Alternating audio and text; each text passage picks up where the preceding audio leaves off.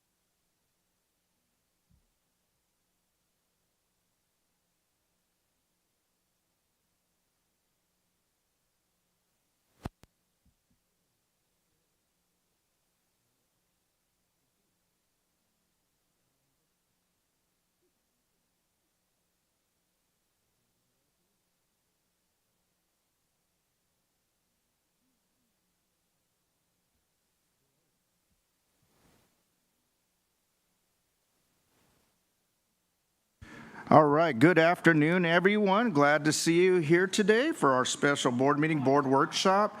I see we have a lot of our employees here, and thank you for all the work you put in today for our special meeting and taking the time out of your day as well in your afternoon. I also see we have some guests here today, so welcome to our guests. We'll look forward to hearing any comments or input you may have. We will go ahead and call this meeting to order, and we'll start with 1.2, Pledge of Allegiance, and we'll have Dr. Dowdy Rogers lead us in the pledge. Let's all stand, please. All right, please stand. Put your right hand over your heart. I pledge allegiance To the flag of the United States of America and to the republic for which it stands, one nation, under God, indivisible, with liberty and justice for all.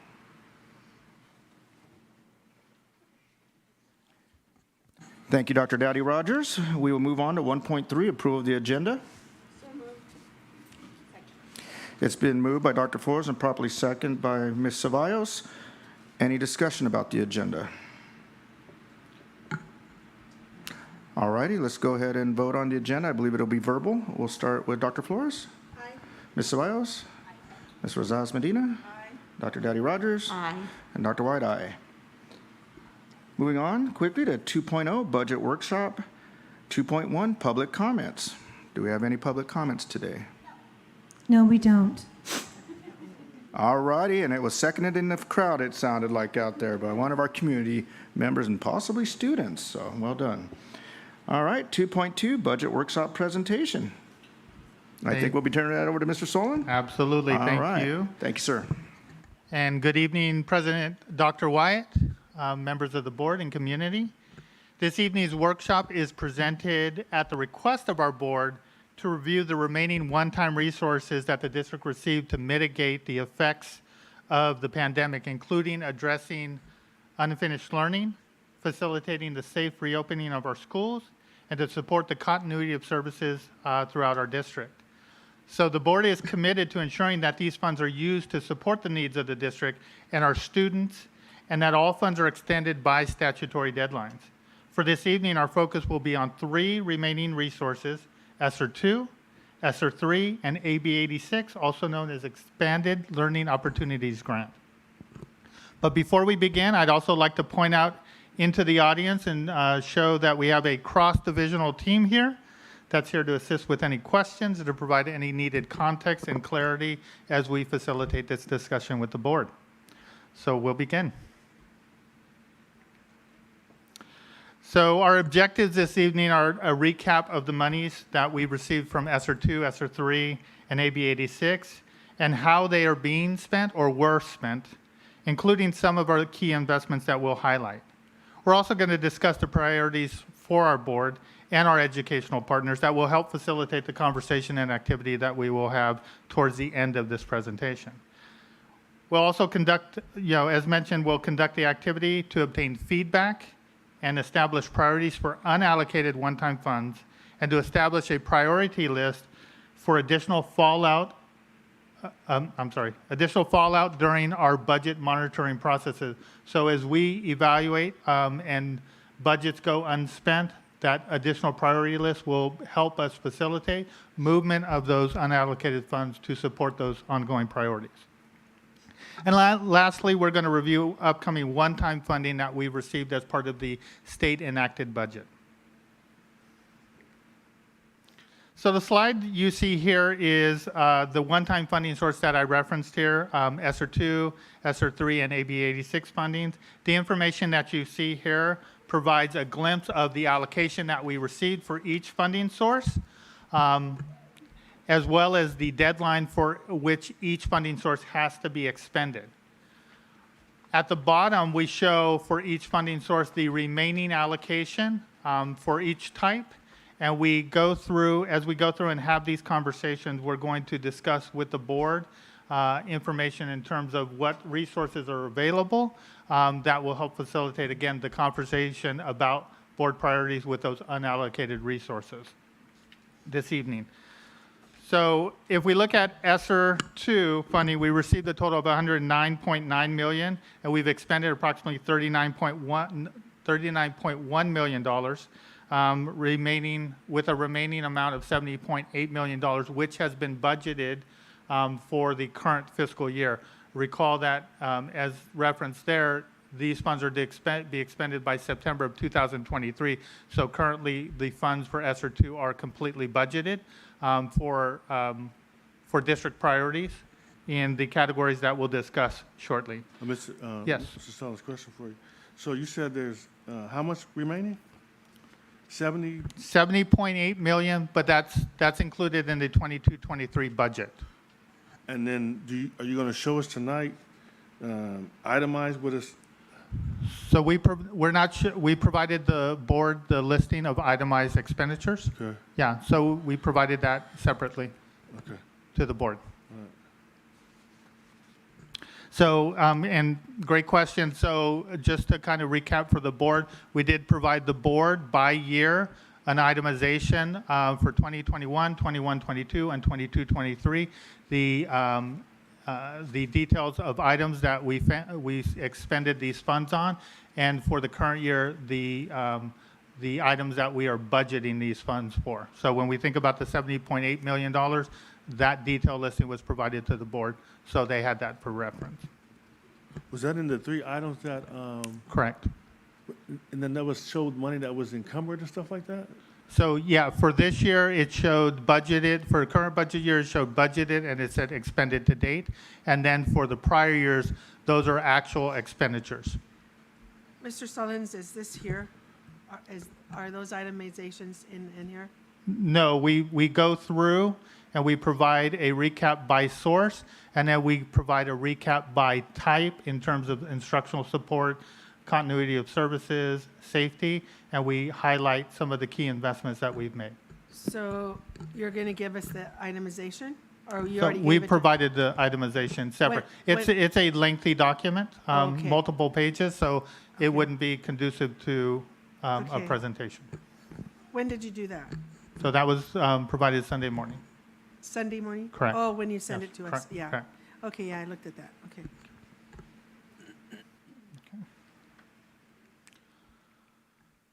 Okay, so as discussed, here's a look at our three one-time funding sources that we've been discussing. On the left-hand side for 2021. I Yes. think I interrupted you Yes. because the last one you did was, you said ESSER, Two. the one that was $70 million. Correct. And then that was ESSER what, 2? That's ESSER 2, that's correct. And that's the funding that has the more current deadline to spend, September of 2023. And did you mention ESSER? I see ESSER 3 on here, but did you go through that? No, we're going to go through ESSER 3. Okay, so for this page, you didn't say anything about? Correct. Oh, So, okay. correct. So we've highlighted the funding types that we're talking about. We highlighted the allocation received as well as the deadline for expenditures for each type and the remaining balance. And then we're going to go through on the next slides table. So just so And I'm so clear. this will be page 4. Right, so just so I'm clear, 'cause I don't think it's on page 4.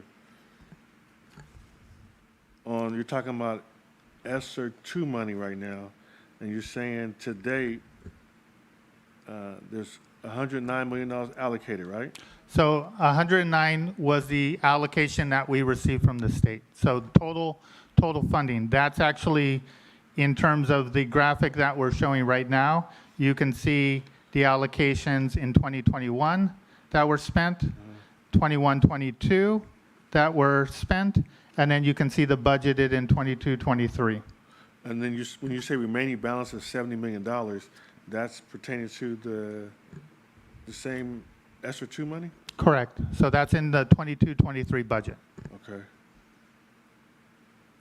But that's not itemized here.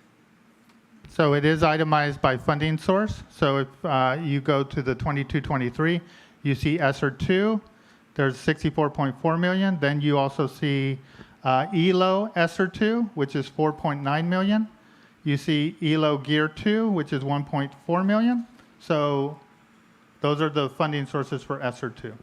So it gets a little bit tricky because in order to fund some of the initiatives in the state budget, they leveraged federal resources. And so for our accounting purposes, we actually have to track it by the source because state resources and federal resources are different and the requirements are different for reporting. So we need to make sure that we're tracking them and reporting them in the category they were funded.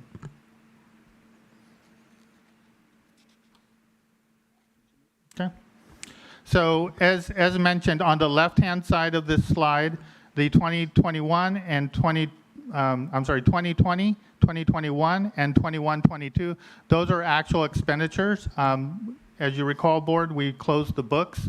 And so as we tally our expenditures, those are for those 2 prior years, the funds that we spent by category for all 3 resources. And then as we look forward to 2022-23, those are the current budgeted resources for the budget year. Can I ask you a Yes, question? absolutely. Could you say we closed the books? Correct. But was this money reflected in those reports, and where was it reflected in those reports? Say again? When you say close the books, you meant So- So these are are expenditures. These are actual expenditures that were part of our financial activity for 2020-21 and 2021-22. yeah. I guess that the part I'm trying to just help me here. Okay. I know that like we just had the report on the unaudited actuals, right? Correct. Not included in unaudited actuals, right? But you're saying the expenditures were? So revenues, so if we spent, for example, the way federal resources get accounted for, so if we spent, and I'll give the example, in 2020-21, if we spent 2.796 million, You booked it we in the record the expenditures And the revenue. in that amount and the revenue. So it's an Gotcha. offsetting transaction. So So everything that was spent is reflected in those budgets. Correct. But the remaining amount that has been not spent and unallocated would not have been reflected in those reports. not in those prior year budgets, correct? Because those are deferred revenues, and so they do get reflected when we budget for the subsequent year. And nor were they included in the unaudited actuals. So only the amounts that were expended and received. That's my Yes, point. correct. That's So- correct. So anything Yeah. that was not spent, but we have the allocation to Correct. spend, Correct. was not reflected in the unaudited actuals. So this, yeah, absolutely. So this is very similar to Title I. Title I is reported, it's a federal resource, it's reported in the exact same way. you report what you expend, and you tie the That revenue makes to sense. those now. expenditures. I was Okay. confused when you said it's Absolutely. in the budget. I knew that part wasn't. Okay. Absolutely. Okay.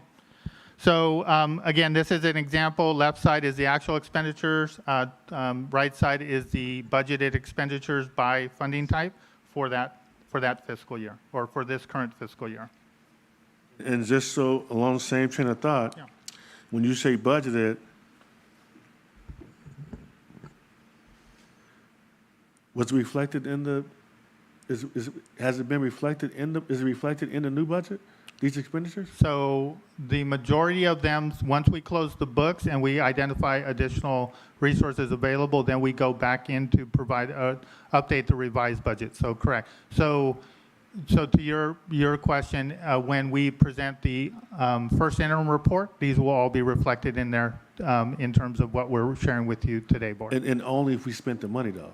So, well, so we'll, remember, it's not only if we spent the money, because remember, when we report at first interim, second interim, and even adopted budget, those are projections at that point. They're not actual expenditures. We don't really know actual expenditures until we close the books with none of So you're that. saying in there you're gonna have So- projections? Correct. And some of the projections will include some of this extra money you're projecting to spend? To spend, correct. So, and we'll get to that. I kind of know, it sounds like I know where that question's going, so we'll provide the board with some clarity. As part of this activity, as I shared, when we go through this activity and the board identifies priorities, as we go through and what we've projected may not materialize, we'll have additional board identified priorities that we will be able to shift and allocate funding to support. That way, we're moving in that direction. And The you- other piece of it is, And Mr. Saul, you did hit on the point that I'll be concerned about. okay, Because we don't always spend money that we project to correct. spend. No, understood. And that was going to bring me to my next point. And this was actually a recommendation from Mr. Tillman. Following this board feedback session and prioritization, we'll have monthly meetings with our board budget subcommittee, where we will be monitoring those expenses, and we will be able to pivot and make adjustments to make sure that we're fully expending these funds by the deadline or prior to the deadline. So that work will be what we'll engage in with the budget subcommittee. And I do appreciate that, because we actually had where they would constantly meet, didn't, I mean, for the budget subcommittee. So I'm glad that we're doing that, or wasn't it not, were you not meeting? We haven't Because met. it's been a while. Am I on the committee?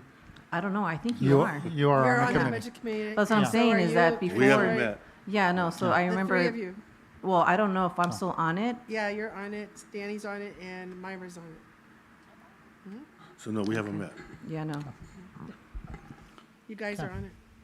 I checked it.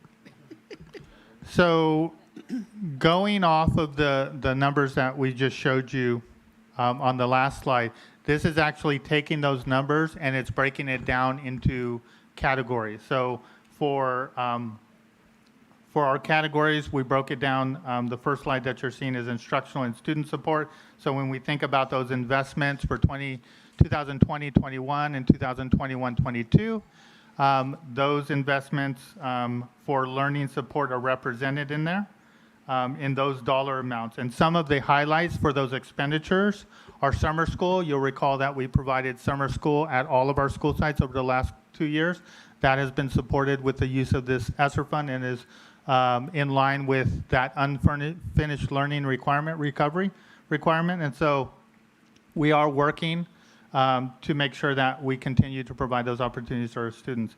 Additionally, there was a significant investment in devices and connectivity to make sure, especially when our students went home into distance learning, that they had the devices, they had the connectivity to support their learning remotely, and also as they returned in-person instruction, they had the tools and resources. What about our administrators and our teachers? Have their devices been upgraded? That's correct, they have.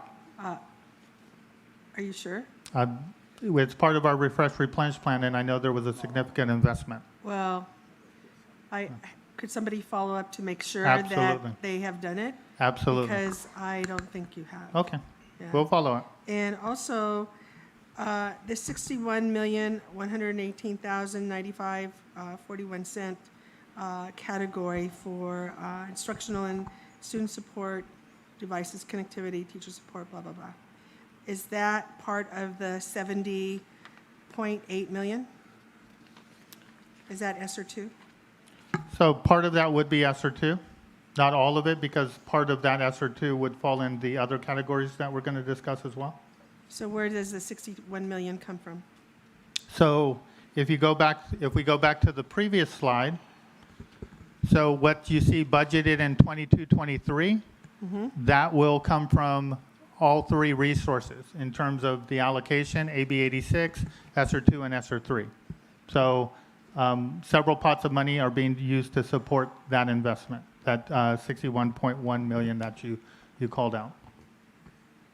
So ESSER two monies that I see here. Okay, but they're only partial, but we don't know how much, right? Correct. That would be in the detail. That would- Okay, all right. Uh, And they're going for, to the right, all of the listings, the categories that are listed to the right? Yes, those are some of the highlights of the investments that we made and continue to make. Okay. Okay, so just to, for clarity, go back to page 3 for me. Yes, sir. And on these numbers on, where you have listed remaining balances, and you have the dates, right? Correct. So I'm assuming that, is that date 9/30/23 still a deadline date? That's the deadline to expend or encumber them. And that goes, same thing for the next line, for the 4.4? That's correct. And for the 2.6 is the? Correct.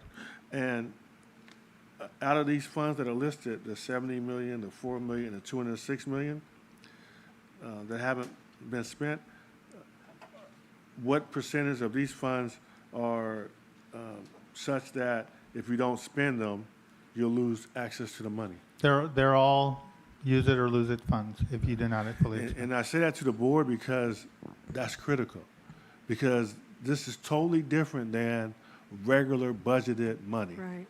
If you look at the proposed budget from the previous fiscal year, the proposed budget showed that we were estimating the expenditures to be higher than what they were and the revenues to be less, so we didn't spend the money we projected to spend. Right, right. So we can't do this the same way with this money because you will literally have a case where you don't spend money.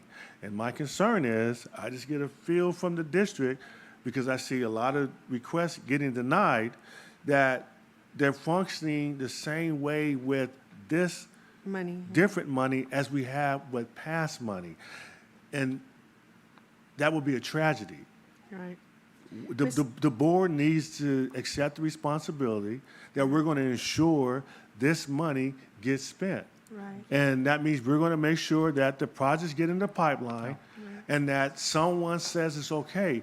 It doesn't do me any good for our administrators to deny not paying for legitimate things that our staff are asking for. Because this is one time in the history that I've been here that you actually have a case where the only way you mess up is if you don't spend the money. Right. And that should be easy. But I'm telling you, the feedback I'm getting is not what we need in the district. The feedback is not, okay, you gave me a proposal, it's a legit proposal, and we're going to move forward with putting it in the pipeline to spend the money. I keep hearing, no, we're not going to approve that because it doesn't look like what she I've thinks it also should look heard like. that their proposals are being denied. And if we move in that direction, we won't spend this money. And I don't have a problem with somebody saying, what does he know? I know because I've been doing government spending for a long time. And this is, you have to have a sense of urgency. Right. As long as the people aren't stealing the money and putting it in their pockets, and it's benefiting the sites and the administrators that want it, and the money is there, we have to do it. And I'm not going to accept because it's listed on a piece of paper that has been projected to spend, that it's going to be spent. I'm not doing that. And so these easy, low-hanging fruit where people have given us turnkey proposals to replace old stuff. Why wouldn't we do it? And the thing that scares me about the few that I know, because to me, it's just symbolic of district-wide. We got to do better, Mr. Sellers.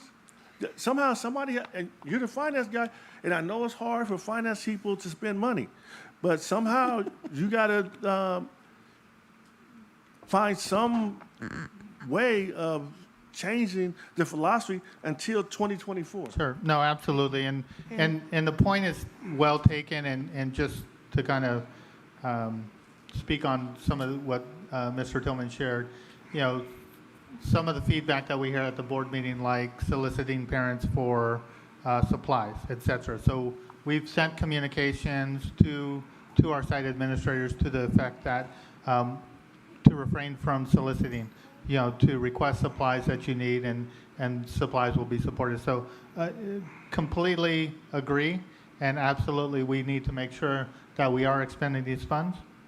So the point is taken, and as we become aware of them, because we don't always hear of those instances. You know, those don't always float to where we are hearing those, and so it's important that when we are hearing some of those things, that they are floating up to us so that we can be aware of them, because things happen. We're a big district, and you know, as we talk about different topics in the district, those things happen all over the place. So I know I've had proposals sent to me that we've kind of gone through the process with, so I am completely aware and understand where Mr. Tillman is coming from. All right, Dr. Daddy Rogers had a question Thank you.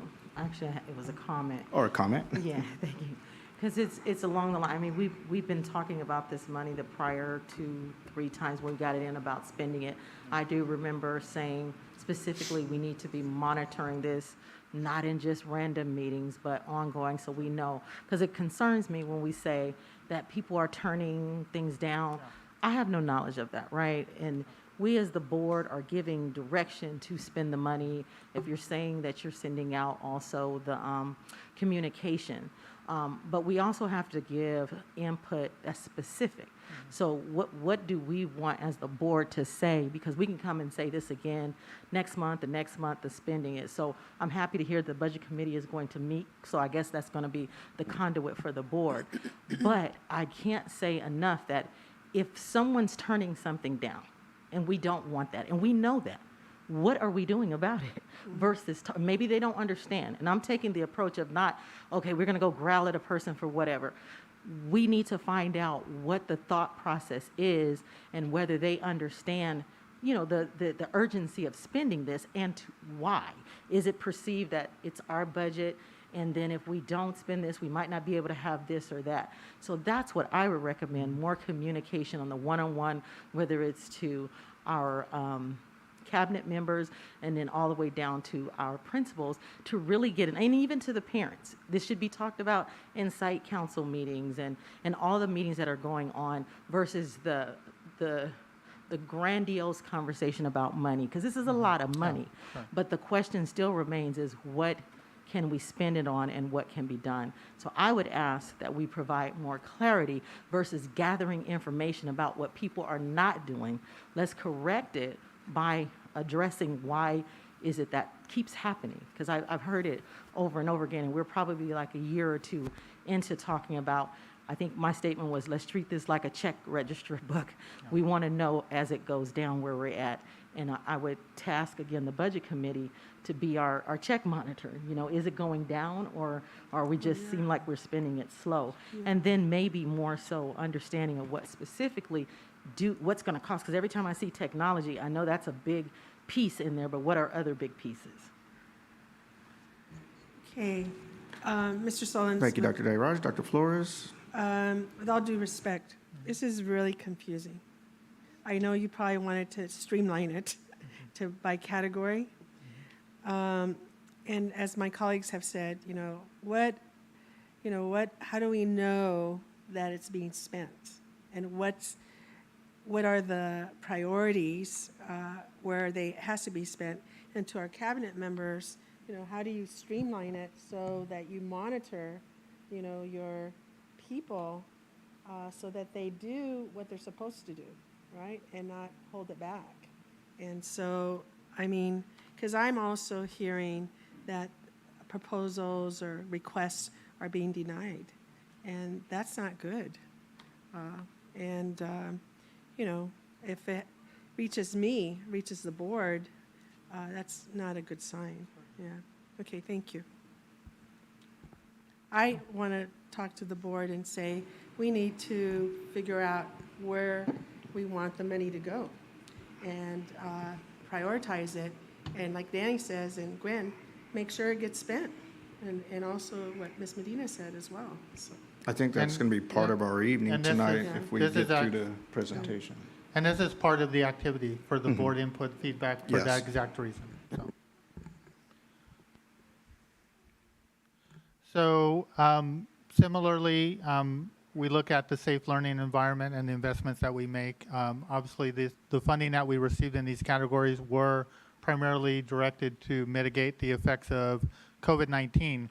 And so to that effect, while 2021, we had school closures where students were completely in remote learning. We did make investments during that year as we received these funds, and we continued to make investments as we look to welcome back our scholars and our staff. And so some of those investments that we currently make or previously made and are currently investing in continue to be the COVID liaison services at our sites to help facilitate, you know, the reporting and tracking of COVID, personal protective equipment, classroom furniture, outdoor learning, or outdoor spaces for lunch tables, as well as facility improvements. So we know as we look at COVID and the use of HVAC systems and the need for HVAC systems to be highly functioning and operational, investments in facilities improvements to help facilitate have been uses for these funds as well, not only in the prior years, but in the current year and planned future year as well. And as we sort of work towards exhausting these funds, then we will need to look forward as a district to see what are the ongoing needs of these, of future dollars. Do we need to continue, for example, COVID liaisons? We've had discussions with the board regarding that. Is there going to be need as COVID seems to dissipate month after month?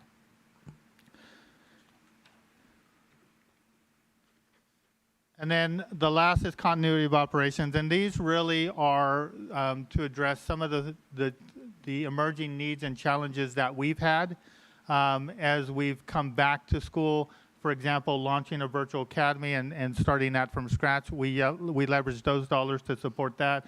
We've obviously experienced a nationwide staffing shortages, so we've leveraged these dollars to ensure that we can retain staff, that we can provide increased compensation for our substitutes to make sure that we are competitive with the other districts who are competing with a short labor force with subs, as well as investments that the board has requested support with athletic transportation. We know transportation costs have increased. That is a burden that our athletics program has had to bear, and so we stepped in last year when there was a need to support that, and we have continued to support that need through the current year budget.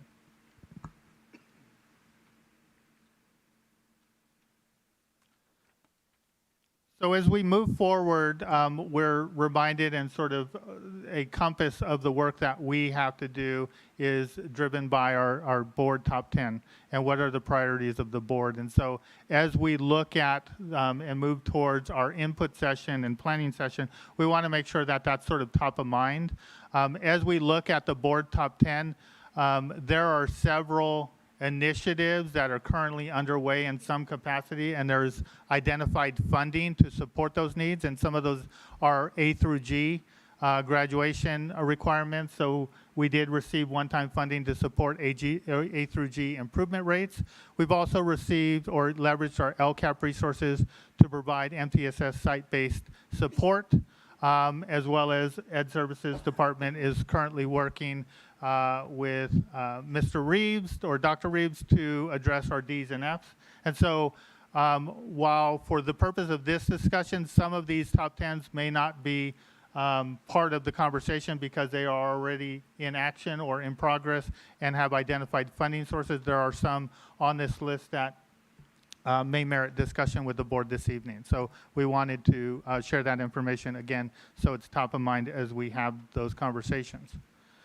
Additionally, we, and I say we, but really our categorical department collects an incredible amount of feedback and input from our educational partners.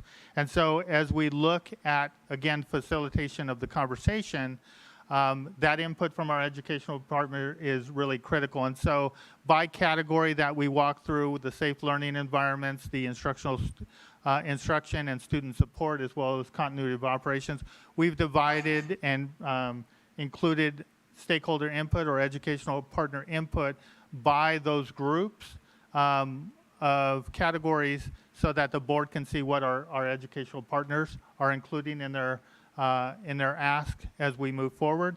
Again, very similar to the board top 10, there are going to be some things that our educational partners have requested that we've already identified a plan and a funding source for, and I'll give the example. Transportation for foster homeless students, we support that through various sources, including Title I funds, so that's not an ongoing need, but that is important as identified from our educational partners. And that, we have funding for that from another source? Correct, Okay, all right. correct. And as I mentioned with the board top 10, similarly, there are initiatives on the board top 10 that are in the works or in process, and they have identified funding sources. Primarily, when you think of some of the new categorical programs that the state has provided, those will go to support some of those board top 10 items. So on our top 10 list, which ones have funding already? So A through G, Okay, we have the improvement grant. The MTSS site-based support services, that's included in our LCAP. Dual enrollment, the state enacted budget included $200 million for dual enrollment programs. As well as we have funding with our existing sources to address the grading policy and addressing the Ds and the Fs. So those are some of the examples. so 3, 9, and 10. 3, 9, and 10. And I will divert to Ms. Applegate. I know there are initiatives working for financial literacy that had been previously been shared with the board, so I will defer any additional information.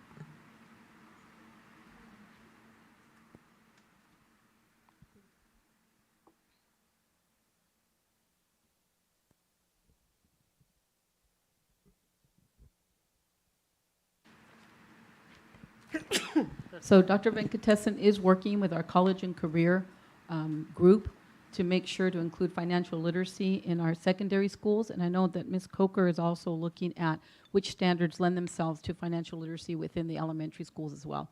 And they're pretty much making sure that those have been enhanced, Can you say starting that at the again, elementary The last level. one, I didn't hear you. So at the elementary level, some of the standards at different grade levels lend themselves to financial literacy. So they're enhancing what's already in the curriculum, and they're building that out more. And then we're intentionally creating financial literacy classes at the secondary level as well. Dr. White's not looking. But I just wanted to, because we were trying to make sure we knew what you're saying is probably already involved, because I heard Dr. Flores say 3. So is 3 included? 3, 4, which ones No, are? not So, 3. so early literacy did receive state funding, so there is state funding for that. So that is separate when we're talking about one-time sources for this evening. Those are separate funding sources that we do have funding that's coming from the state to support early literacy. Okay. And 4 is also included. Correct, 5 is also included. correct, 7 is included. correct, And 9 and 10 is included. correct, Okay, so this is saying we have other funding. correct. But do they really have enough funding? Are Well, we gonna some put of them any are, of this other well, money? that will depend on the plans. You know, for example, MTSS site-based, that's coming from LCAP. So Mm-hmm. those LCAP resources have increased, and so there is funding to support that on ongoing. Some of the initiatives with A through G, et cetera, those are one-time resources, so those will be conversations as we plan subsequent years' budget. But much of those funding are multi-year, so they're one-time funds, but they have deadlines that extend further out, so we can use them in multiple years. We don't have to expend them in a single year. But And we so- are going to, are we using some of that funding from the expiring money that we're concerned about? Or do they qualify? Does that money qualify Oh, for so, any of these? so the question is, Could we use those funds instead? So yeah, because a lot of these, like early literacy, a lot of those line with unfinished learning. So yes, absolutely, So I these guess could be. then the second question would be, are they planning to use it, right? Because we're talking about that other ongoing money, but we're also concerned about this money that's going to expire.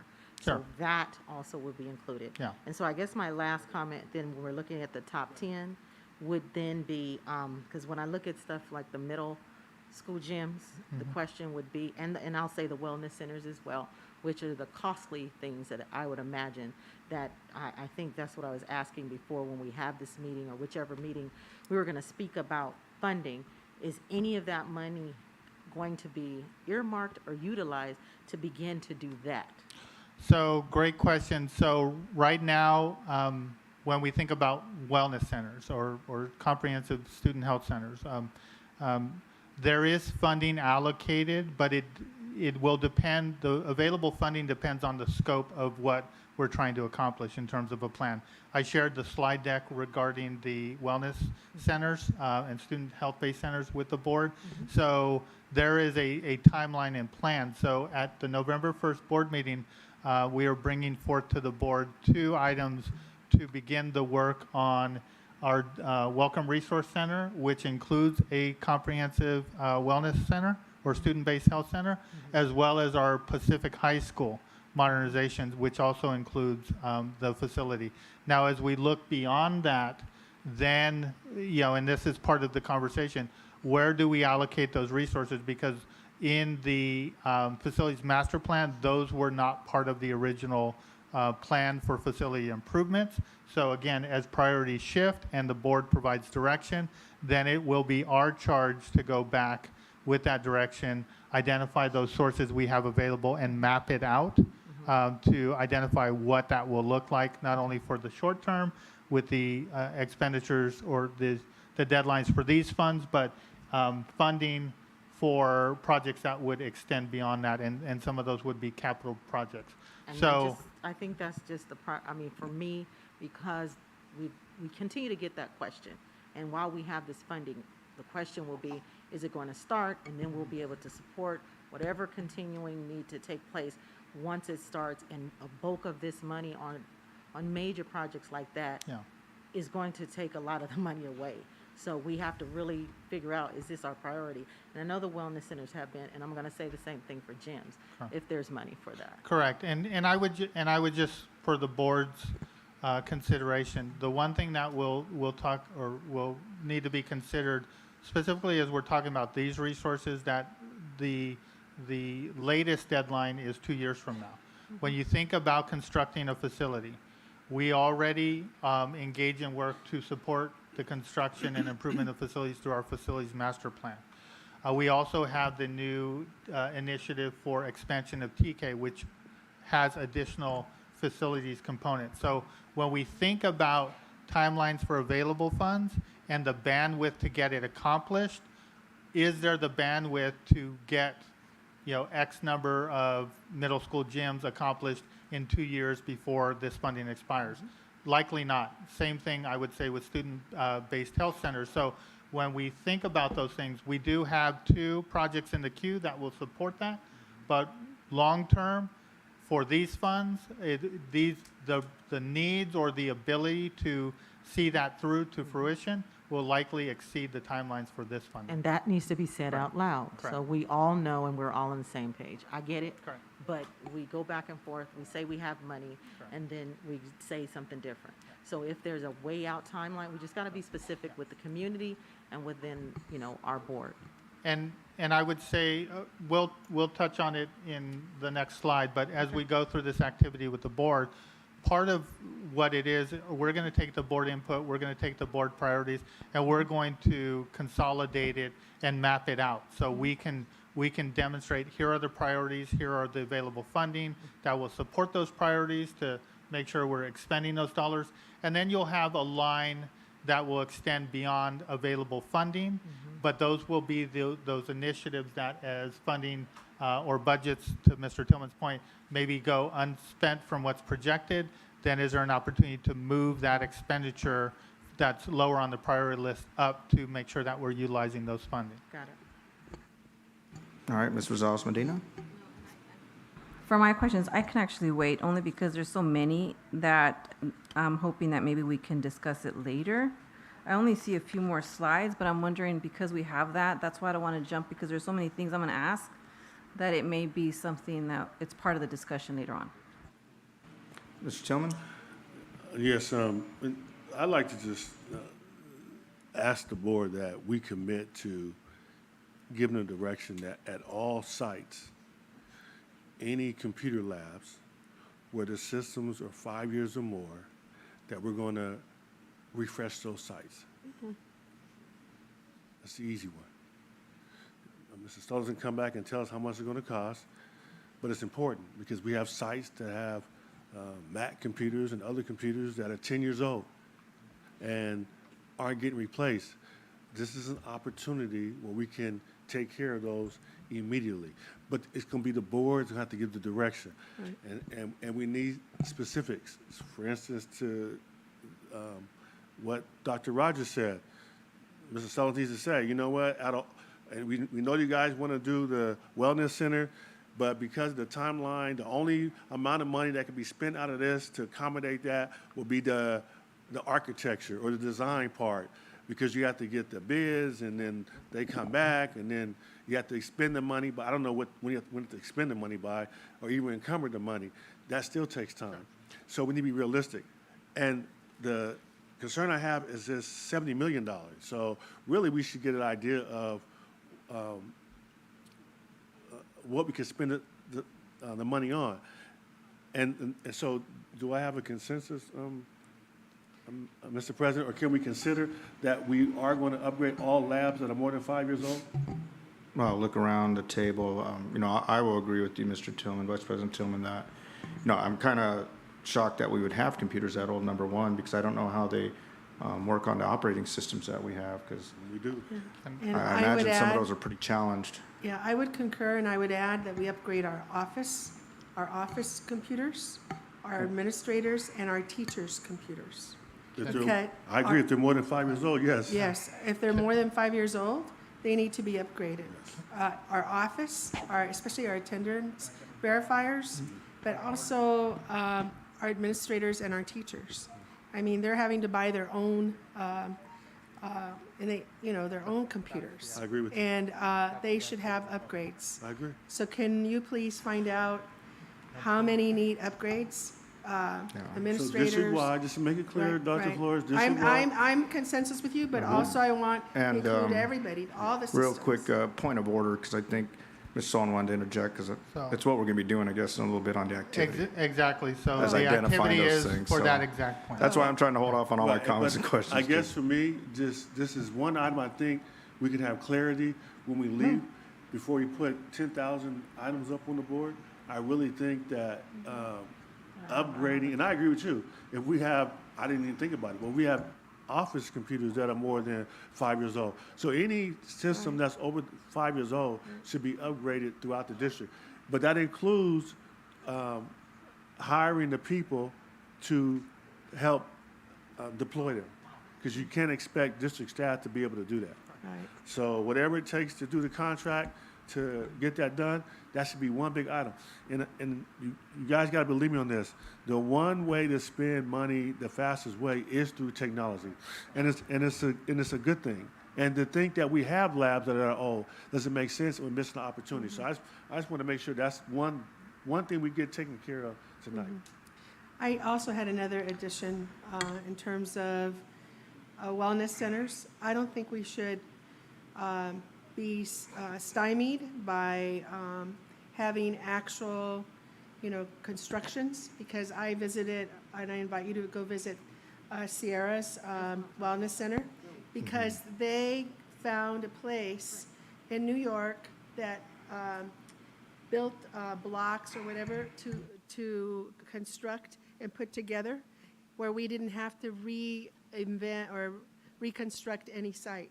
And so we shouldn't put that limitation on us, because if we have the room and some of the high schools and middle schools where they can do that and do it cheaper and not construct actual sites, because it will take forever to do that, I think we should consider that, because those wellness centers are crucial, because they're wellness, mental, and health. And when I was there, I saw so many kids coming in. Dr. Flores, is it defined as a wellness center? Pardon me?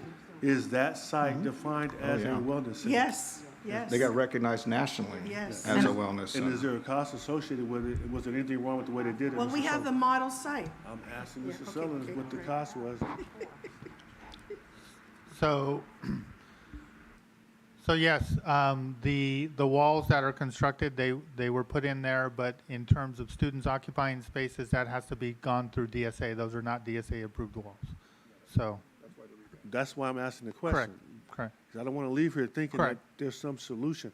So you tell me that the solution at Sierra is not to code? Is that what you're saying, basically? So they are not DSA-approved. That project was not DSA-approved, correct. Which means what? That means they're not to code for occupants of students. So Field Act, we're not in accordance with the Field Act. This was a conversation that came to the board previously. I'd like to see I've dealt with DSA. I would like to see the actual code violation and figure out how we can bypass it. Okay, I'm gonna add one thing, and You then don't I'm want to gonna bypass the, and I'm you don't gonna want to bypass the code. You mean, Waive it. I am gonna turn it over to Dr. Rodriguez, who has some additional comments. Dr. Rodriguez? Thank you. So the Wellness Center at Sierra does house a lot of the services that all of our other schools also have. It's just in one place. And so the work around what's happening at Sierra High School, the fire marshal came out. It's more than, DSA. It's also the fire marshal, and there's lots of other pieces to it. We can provide all those services in a classroom with partitions and some other things that we can build in. But we also are looking for, that is one type of wellness center. We are also looking to develop school-based health centers that have facilities for students to get actually checked by doctors that are, kind of mini clinics. Sierra does offer some of those services, but it's not expanded like the ones that we envision for the district. It is one form of a wellness center. Thank you, Dr. Rodriguez. And then I do have a point of order because I saw a hand raise in our community members. I don't know if they're allowed to comment or if that had to be during public comment. Sorry, it would have been public comment. Okay. All right. Thank you. But we can allow it afterwards. No? Well, I in the would meantime. recommend maybe they talk to a staff member and then they can relay the message that way. All right, Ms. Abigail Rosales Medina. I do want to, so for me, I do want to support updating all the computers, but I want to make sure that we're looking at all the funding models, because I don't want to take away from the top 10 that maybe I have that's a priority, but there's other priorities in here that has to do with academics directly that I want to move and have enough funding for it as well. So I guess looking at it, automatically we already have the funds to replenish computers. So if we're not doing that job, then what are we? We just have to make sure all the computers are being replenished. That's what I'm saying. And then if we're not doing it, then we can have enough funds for it. But what I don't want to happen, at least for my part, is designating already for all the computer funds here in this area, and then we're kind of like eliminating a lot of the funds for other areas that we want to support and push for. Mr. Tillman and Ms. Ceballos. Yeah, but Abigail, you got to believe me, that's the crux of the problem. For example, you look at the list, what item are you talking about? So for me, I have several. So one is, of Just course. Name one. Okay, the wellness centers is one, Okay, definitely now, one. here's the problem. Mr. Sullins just said, in the nicest way possible, that there are no way to spend substantial amount of money on the wellness center because they're going to take a long turn to design and build under code. What Dr. Flores described, we found out is not to code. And not only not to code, but even the fire department said you shouldn't be doing it. So my only point is this. So you're not going to be able to expend, for instance, this $70 million. So what other item? Mr. Tillman, the fire department did approve it. let me, Dr. Floyd, I That's understand. false. I understand what you're saying, but it's obvious, we have to have a conversation after the day Okay. to get them to convince that somehow we can expend some of this money on some other type of building. Right now, I'm looking at Mr. Sutherland, and I'm seeing it's not gonna happen. And I will say this, to be fair, everyone knows that building in California is complicated, especially with our schools, and feel that. And we know it takes this, you have to do design and put a sign in front of the school.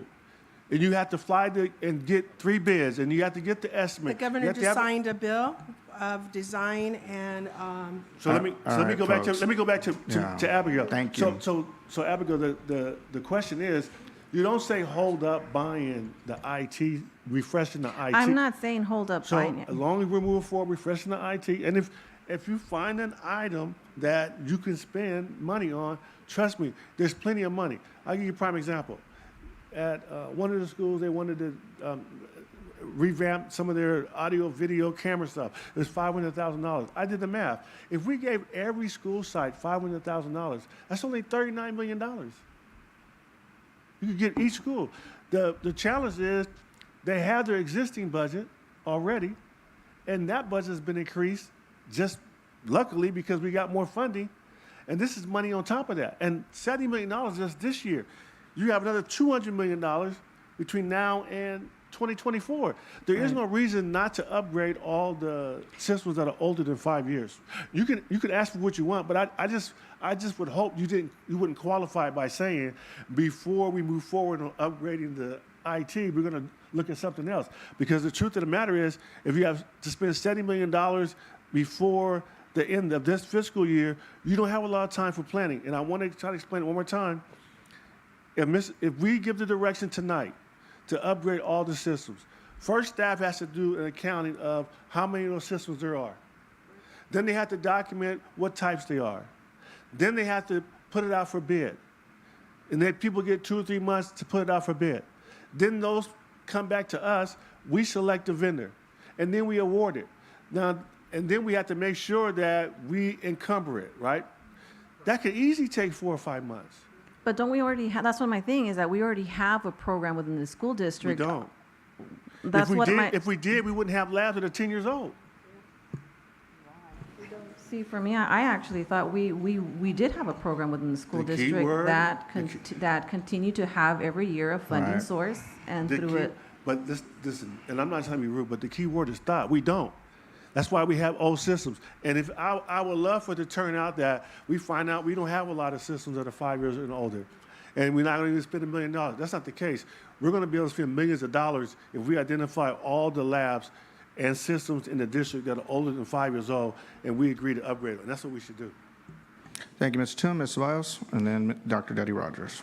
And so, thank you, Board President. I was actually trying to wait as well, but since the conversation's flowing, let me get my 2 cents in. So I actually concur with, Ms. Medina and Dr. Flores as well, in terms of, we came here to establish priorities. And I would like for us to kind of get through that process of really talking about what the priorities and, kind of going back and narrowing down. For me personally, I see things on this item, going back to what Dr. Rogers said earlier, what in this list that we have already identified as, top 10 priority for us, what on this list can we actually do with the money that we have, even if it's not seeing it all the way through? If we can put $10 million down for wellness centers, then let's commit to do that, now. Even if it's going to take us longer and it's going to be a 5-year project or whatever it is, when I've met with different people out in the community, this is something that they've been advocating for 8 to 10 years now. And so we really need to get moving because it is going to be something that's going to take some time. So we want to get started. Now, we may not be able to develop the vision that we have, in terms of making them full operational health centers. But let's get started with something smaller and more reasonable. But let's get something out because the community needs it, students need it. You know what I mean? So for me, it's going down through the priorities that we have already identified. Also, if we have areas like number 3, early literacy, or MTSS, site-based support services, some of these things, if it's not enough through the money that has already been allocated and the need continues to be there, then let's talk about this one-time fund to put towards directly those services, direct services that are going to go to students. Now, I'm all for, improving our technology and so forth, but we really have to talk about priorities here. And as much as I would love for us to increase our technology, I think our technology can wait a little bit. Our kids can't, right? And does that mean we don't upgrade any technology? No, we may, but we start maybe with teachers. We did it with students. We don't have to do all of it right now just to spend the money. I think that there are other priorities, like we have already identified, that in my opinion, are higher needs. Yeah. Yeah, it is in regards to her comment, and that's the Go ahead, reason Mr. why. Wong. And President White, in all due respect to Ms. Ceballos, that's why I think we should seek consensus to replace the systems, because I'm telling you, $70 million between now and June 30 is a lot of money to spend. All right, Mr. Tillman, So- I know we've heard this and we've Right, so- belabored so it. I It's just going want to to make be sure, part of our but I just want activity to make sure we tonight. haven't digressed, and at some I don't point, think we've we got to digressed. take We've action and say belabored it, we're if going anything. to do it. We should do it. All right, well, that's why we're going to go through the activity, so we can identify the items we want to do. All right. Dr. Rogers, thank you. Yes, and it's similar to the same thing, because right now, if we consent to something, we don't have a dollar amount again, right? Right. We don't know we're just talking generally speaking. We have 70 million. Is it going to cost 70 million? Is it going to cost 20 million? And we definitely need to have some confidence here. Like, I'm hearing we do it or we don't do it. And I just can't grasp the fact that we're just letting computers go into the completely are non-operable. I don't know. That's something that you all will have to clear up with us, and I think that will come by way of doing your assessment and then also letting us know what it costs. But to consent to it right now, looking at these top 10 items, why did we do it? Just to hold off on them again? And so we still need to do some more digging even into, because I've also seen, and I'm no expert on the wellness centers, but I've seen these different versions of them just being room. When we had previous leadership here, when we first started this, we went to Rialto and we saw some form of it. It was a room, a designated room, just like we do with the parent centers, and then they went from there. Now, maybe that's called some different name, and we're just crossing over the terminology. But that's pretty much what we were speaking about, because we know that the brick and mortar, we said that from day one, probably to take this whole budget up, and more, and some. So we can't get away, and then when we mentioned again, we have this list of the educational partners, they gave input. So what's in line with all, I see furniture, I see all types of things that, because I am not constantly at a site, I do not know those needs unless we are there all the time to go in and see that their maker spaces are breaking down and they're not new anymore. So I would also, caution us to look at those things and see how we can spend up, because what they told us that they needed probably now and probably needed a long time ago. And then anything academic, we just absolutely cannot overlook that. We have to go back into that. But as I look at even like, say, early literacy or any of those, financial literacy, where we've been told tonight they're working on that. But is it a dollar amount to that to do it? Like, what does it take to do financial literacy in the district? Is it 1 million? Is it 2 million? Is it 10, 20? I mean, that's some crucial things we need to know. We want those items, MTSS, but I've heard again, and this is what usually we hear, it's being worked on. But what's the cost associated with working on it? Is it just manpower? Is it, are we adopting some other materials in order to be able to carry these things out? So that's what I don't want us to get away from. I get it on the, the gyms and things. I get that. And I agree, if we can start on something or one, but maybe that's in the next tier. But these academic things, I don't tend to hear how much it costs. So I know people are doing it, but those people, what is their budget? Have they even said there's a budget for, if you really want me to bring this to full fruition of a full-fledged, financial literacy, this is the cost. Or are we saying, well, it's costing, we input it, but we're using ThinkWise to come over and do that? We don't want to do that. We want to embed it. So that's how I'd like to see this dollar amount drains and not get off on something else that may be needed, but you all need to tell us that too. Or the people, or the partners, as we called them in this presentation. Thank you, Dr. Dowdy Rogers, and I put my name next, actually. Does the district not have a technology plan? We have a refresh and replenish. So we purchased a lot of technology. We actually just met with Ed Services Technology, AET team, to talk about communication, to make sure that, device inventory tracking so that we can make sure that we are on refreshing and replenishing so that we do not have devices that are older than, X number of years beyond their useful life. And that's kind of where, to Dr. Flores' question about the teacher's device, in the communication Administrators. that we had was that we had refreshed devices. And so we have a lot of devices in our system currently. And so that plan, there is a plan. And so we are working to make sure that that's happening with fidelity. And so to Mr. Tillman's point, that's something that we will go through and assess to make sure computer labs, et cetera, will evaluate that and see what that need is. And that's why I asked Mr. Solon, because No, I know, understand what I've you're seen, saying. and I'm still talking, thank you. That's why I asked if we had a digital technology plan, because I know we do, because we've actually reviewed it here at the board in the past. So we say we're going to implement with fidelity, and we're hearing that it's not. So I think that's something we need to follow up on, obviously, and get that done. We've heard a lot of conversation here, folks, a lot. I would like to trust the process and the activities to get us to what we're doing right now, which is talking about our priorities, so we could decide what our priorities are, and we could put dollar amounts to them, if that's what's necessary. If we continue to have this conversation, we'll be here all night like we are at our normal board meetings, and that's really not my intent. My intent is to get action done tonight, to make decisions, to execute, so we can move forward. Okay? I have Because one we more- could talk all night long on this. I'm still talking. Thank you, Dr. Flores. And I really don't want us to do that. I want us to take action, which we've talked about tonight, and give our district direction on what we want them to do. Okay? Dr. Flores. Yes, I have one last comment about wellness centers. President Valerie Amanesqua of Santa Ana School Board, they have wellness centers in every single school.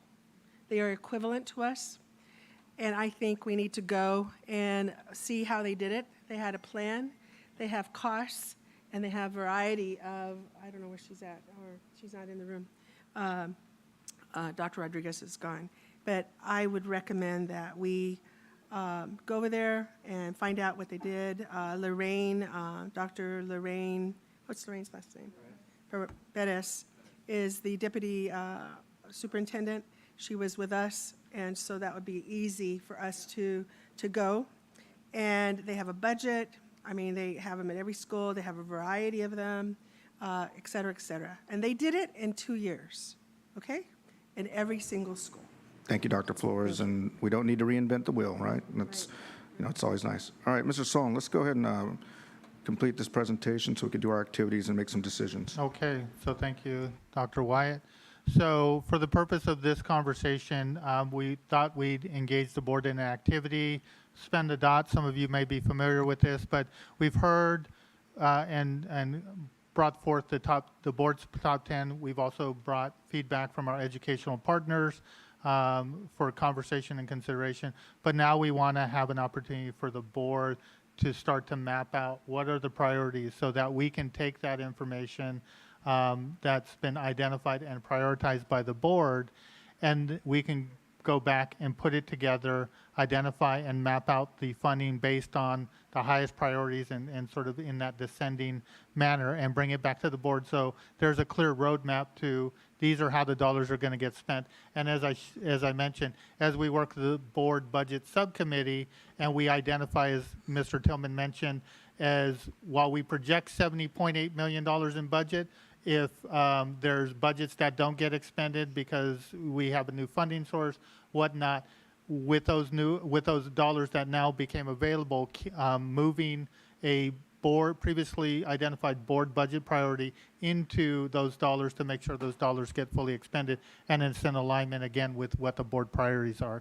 So we want to map it out, and I think to the conversation about wellness centers and different, we can sort of go a step beyond just the one-time dollars that we're discussing here and say, okay, beyond that, what is sort of the path forward, and where would potential funding sources be for that, so the board can have that for consideration just beyond what we're talking about with these one-time resources. So that's information, again, that we're more than happy to prepare and share with the board. That way we can see what's possible, but I also wanted to point out, we are making traction. I know I've heard a lot about the wellness centers, et cetera. As I shared, the Welcome Resource Center, that is going to have those services within that facilities. The Pacific High School facility that will be constructed, that will also have that. So we are starting to make movement in that direction. But to Dr. Flores' point, a longer term plan, and I think that could come in conjunction with what our colleagues at Santa Ana have done, and sort of lessons learned there. So we can absolutely consolidate it in, but for the point of this activity, we really want to start to document what are the board priorities. We have papers posted on the wall. We're not asking you to get out of your seat right now. We actually have staff that, as each board member identifies and speaks to a priority, it's documented there. And then following that, what we'll do is we'll engage in a spend of dot activity. You have dots in front of you, and you can go around, identify by dot what are your priorities, and place it next to. Doesn't have to be necessarily what feedback you provided, but you can absolutely do it on a colleague's. President Wyatt, I'd like to make a comment. Mr. Tillman was first, and then you go next to Mr. Solon. Okay. Just for clarification, Mr. Sullins, did we move forward on providing the additional $1.2 million for transportation for the district athletic teams? So we did it. I'm not sure where the 1.2 million amount came from, but we did provide the request to us was that the transportation, the amount of funds in the athletics transportation budget, if they were able to receive that amount, and that way they were not using dollars on transportation, they could use it in other places. Yes, that has been taken care of. Okay. Correct. So, and actually in the detail sheet that we sent you on Sunday, it's actually listed in there. Dr. Flores. And I just wanted to say that I know we have our top 10 priorities, but we have a lot of money. So we should consider other needs as well. And I wonder what our teachers, our administrators, what our classified needs are. I think we need to poll them, and I don't think we should decide everything tonight, because there's more things that we need to consider. I think we should outline priorities right now, and then think about other possibilities that of other needs that we have. That's I'm just sharing that. That's how I'm feeling, you guys. Ms. Ceballos?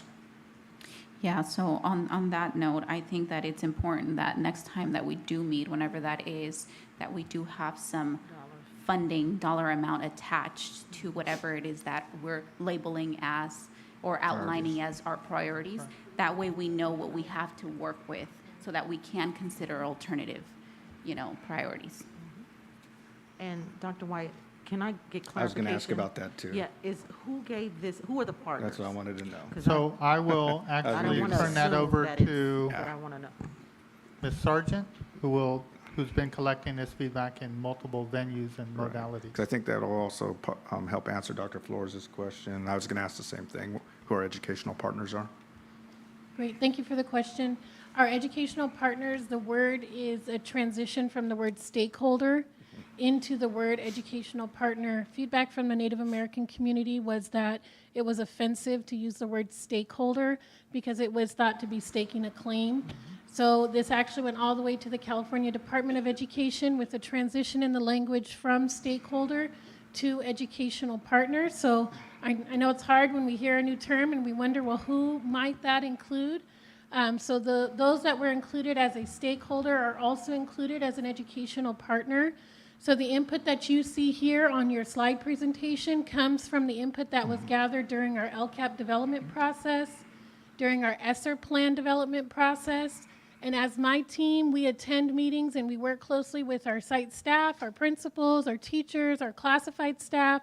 We gather that as educational partner input as well. And what you see represented are the trends.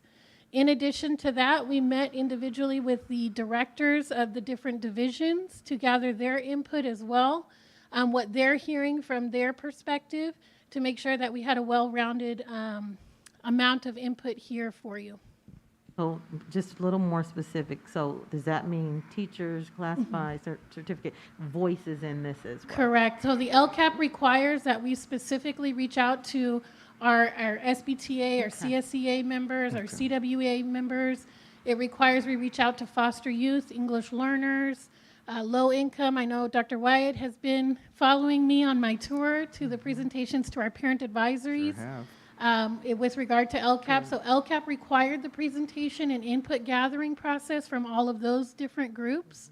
And so did ESSER. ESSER had additional groups as well that were required that we had to consult with. Okay, thank you. So this list is really important. Yeah, and just to build a little bit on what Ms. Sargent said, that, I have been fortunate to attend a lot of her meetings recently, and what I really like about her meetings is also the detail that they present at the meetings to our parent community groups on how much money has been spent on each goal and approximate percentage and how much more we need to spend. So, and I know we're all very busy, and maybe we could just bring some of those to us once in a while in a handout, but it's nice to see the process actually happening and our parents and community members engaging in that conversation. So it is definitely happening out there, and that's why it's nice to be able to get out there in the community. So I just want to. I think Mr. Tillman and Dr. Flores. I just would like to encourage us all to get to a point when we talk to our educational partners and everybody else about spending $70 million this year and another $200 million Right. by 2024, that when you talk about spending the money, you need to be specific. If we talk about it in terms of our goals, we're never going to spend the money. There are school districts throughout the country who are reporting that they are leaving money on the table, and the money is going unspent. So if you're going to give me a list, put some numbers on it.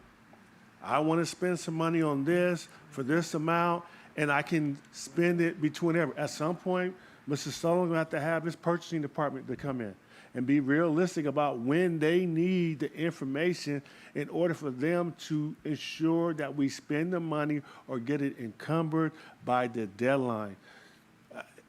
I can't tell you, because I do this all the time. And the way it works for me is transitional assistance, which is TAD. They'll come in and say, hey, we got an extra $12 million. We have to spend it within 4 months. And I know when they tell me I got 4 months, I'm going to barely spend that money. And if I don't expend the money by June 30, the whole thing falls apart. Right. So I'm calling vendors. I'm making sure they have it. It's going to be there. And I'm going to get billed. And we can pay for the bill. That's what I do all the time. It's not easy. When you guys talk, when you guys don't, just to be fair, when you scare me when you say, well, they said this, and I want to look into that, and we should have a plan for this. This ain't that kind of party. Right. You guys need to bring a list of what you want to spend within the next 2 months if we have any chance of expending $70 million before it's too late. And I'm saying this so if we don't spend it, I can say I was a board member that fought to spend the money, and it didn't get spent because I couldn't find a consensus. And I say the one thing we should start with is there should not be any systems over 5 years old. There is no reason for you guys to balk at that, because it's not going to take up $270 million. So we should spend the money. Right. and bring the companies in to do it. If we find out that Danny's lying and there's not a Mac lab out there that has Macs that are 10 years old and the people have been begging to have them replaced, then fine. But I'm telling you, you're going to find out we have old systems. And this is a once-in-a-lifetime opportunity because of COVID that we got a whole bunch of extra money and we can fix it overnight. So I suggest that we put, if you're going to turn in a list from this point forward, don't turn in a list unless there's an amount on there with a specific item. Thank you. All right, I had Dr. Flores, Ms. Ceballos, and Dr. Rodriguez. Did you have a comment for Mr. Tillman? In general. Okay, go ahead, so maybe it'll help us out. Thank you. I'm sorry I stepped out. I was speaking to a very nice family from Norton Elementary School. All right. And gave us some insight about some of the things that were happening at their campus around safety, as well as some conversation around wellness and wellness centers and some of the things that could be provided. As we were outside, I was just told that you did have a brief conversation about wellness centers and that the board had not seen necessarily a plan about wellness centers. We have provided information in Friday updates multiple times about the district's plan around wellness spaces, wellness in elementary, middle, and high school. We actually do have a plan. We will provide that to you today that has a number of cost that's involved for having to be able to implement those paces, and we'd be very happy to provide that today for you. Thank you. Oop. And I would just add that that was included in the information shared on Sunday. So Yeah, the budget, that is actually a budget workshop spreadsheet. I'm actually looking at it right here, so I know And, that it and was just a broken point of down. clarification for the group, $70.8 million. So again, to Mr. Tillman's point, $70.8 million to be spent by that deadline.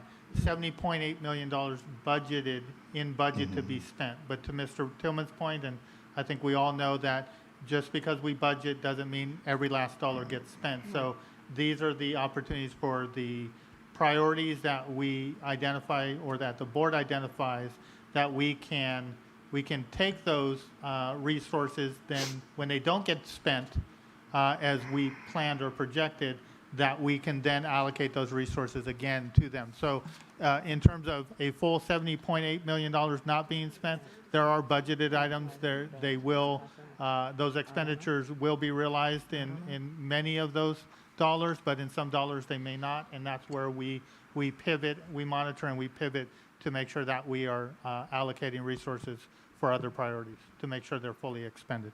Thank you, Ms. Stone. Dr. Flores? I concur with Mr. Tillman. We have to identify exactly what we need to spend, or we will not spend it and it will be turned back. And that would be criminal.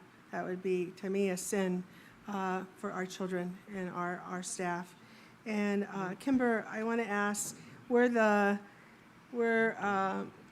SBTA leadership and CSA EA leadership, did they have input into all of this? Into the input sessions for educational partners? So we are required to reach out to our SBTA. We did meet with them in a cabinet tactical meeting along with SBTA and CSEA to include them in their input, but we also sent out a survey to make sure that any teacher, whether they participate in an input session or not, they're able to come to a meeting or not, they have the ability to give input on not only the LCAT, but also our ESSER, and they're able to give that input. They actually identify which educational partner group that they belong to. So the number of teachers would be represented, CSEA members would be represented as well. So how long ago was this? So this occurred through January through May, which is our LCAP annual update So it cycle. was back there, yeah. So Correct. have they seen this?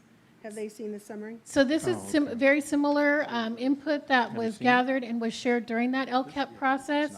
Additional new input has been added with the input sessions with our student services and our ed services team. I did note your request to reach out again to our certificated, our Right. admin, and our classified staff to Right. poll them I would like and you make to sure do we that, gather yeah. your input. And to me, this stuff here is so crucial.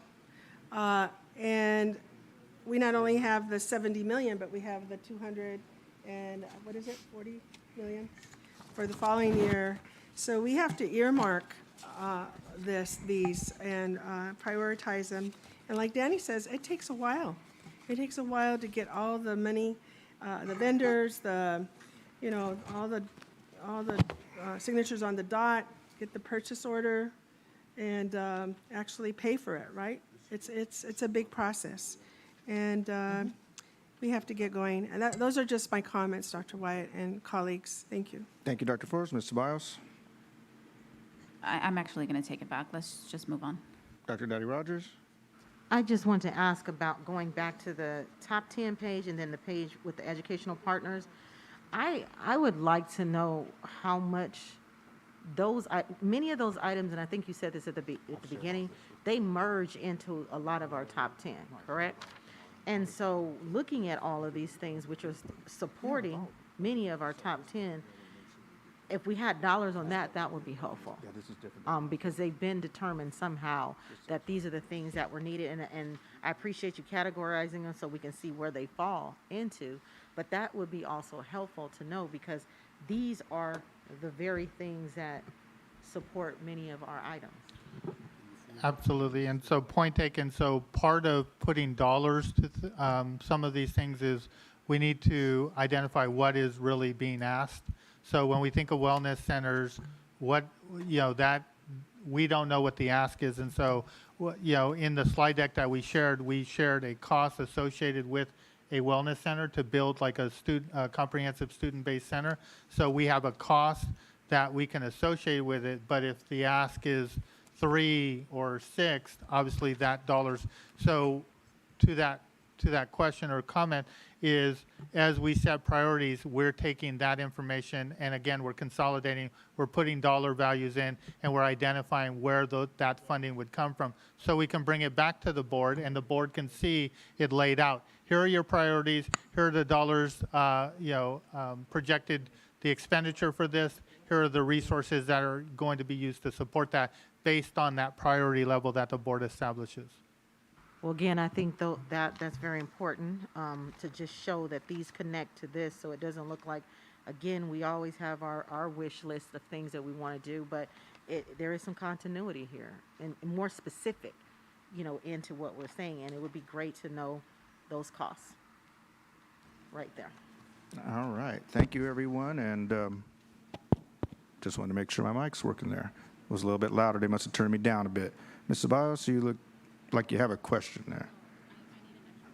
Okay, we need some handouts. All right, folks, let's get to that activity that we wanted to do so we can really do some prioritization here and look at spending the money that we're talking about. And I know staff has done a lot of work to get us prepared for this. I didn't know we had scribes as well. Wow, how nice is that? But Mr. Saul, maybe you could lead us in that so we can continue moving on and get this decision-making process done. Absolutely, thank you. So behind you, we put on easels the educational partner feedback, some of the board, or a couple of the board top 10s that are not already sort of in progress, or there's not funding allocated definitively for it. So for your reference, what we're going to try to do, as Dr. Rogers mentioned, there is commonality, there is themes between the board top 10 and what educational partners have provided. So what we're going to try to avoid is the redundancy. And so as things are mentioned from our board members, our scribes are going to write it up there. If it's something that's already represented, we'll count it as already represented, and we won't necessarily document it here. So I just wanted to put that point of clarification for the board. Yeah.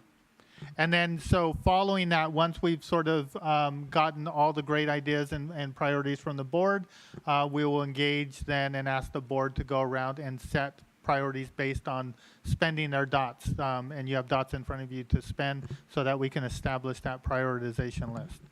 Okay. Any questions on the process? Yes. I'm confused. So, like what says middle school gyms, do we know what the costs are, and do we know how much of the money we can spend within this year for that?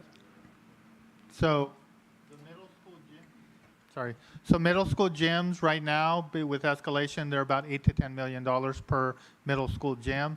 So again, kind of going back to Dr. Rogers' inquiry, is costing it out is going to depend on what the ask is. So if it's, we want, 3 middle school gyms in the next 2 years with this funds, then obviously we're going to be able to assign a dollar amount to that. But that's not what I'm asking, Okay. Mr. Sullins.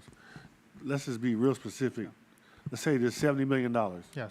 There's a deadline for the $70 million, and that deadline is the next June. September 30th of 2023. So my question is, if we did middle school gyms, what portion of that $70 million could you spend on, how many gyms, how many middle schools do we have?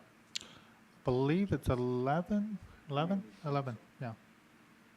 I'm not sure how many need. Let's gyms. just say we're gonna Yeah. do eight, Yeah. there's 7 gyms. So if you're gonna do 7 gyms, how much money could you realistically spend out of the 70 million and then out of the 200 million? So in 2 years, it goes back to that bandwidth issue. So I think you mentioned it, you might be able to get some design architect fees, but in terms of the actual construction within a 2-year period for that many gyms with the current workload of our facilities, you're probably not going to be able to expend $70 million within 2 years on middle school gyms. But at any amount, how much? How much- I think Mr. how much Tillman's could we saying, can we spend in spend 2 years? 10 million in 2 years? Can that be done? No, I'm just asking. Tom, yes? I'm saying if Tom said you got 7 gyms, How much can we he spend? knows what it takes to put a proposal out for what's the first step in building something, Tom? Come on up, Tom. We're getting some money numbers here. We want to know how much money we could spend in 2 years. Go ahead. So we have a concept for gyms. We'd need to engage an architect.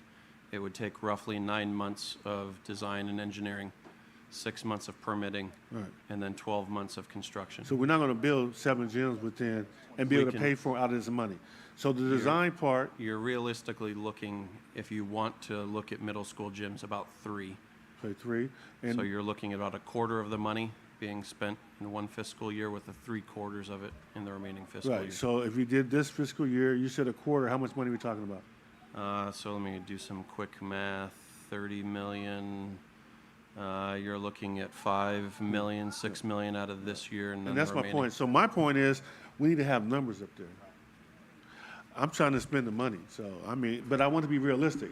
Last thing I want to do is put a dot up there, and then you find out you can't spend any of the money this year. So, Well, isn't the intention to also, it's, because we have several years. So there's some that's going to be needed to be spent by this next year. Then there's going to be other, so like, let's just say that we do pick the middle school's gym, then it'll pull from the next year's budget. he just said that, he just said, the timeline he gave was 9 months for design, 6 months for permitting, and 12 months, which takes you outside of the 20, No, I guess I was referring to is that there are funding for the next cycles, what I'm saying, right? Am all I- of it ends in 2024, am I wrong?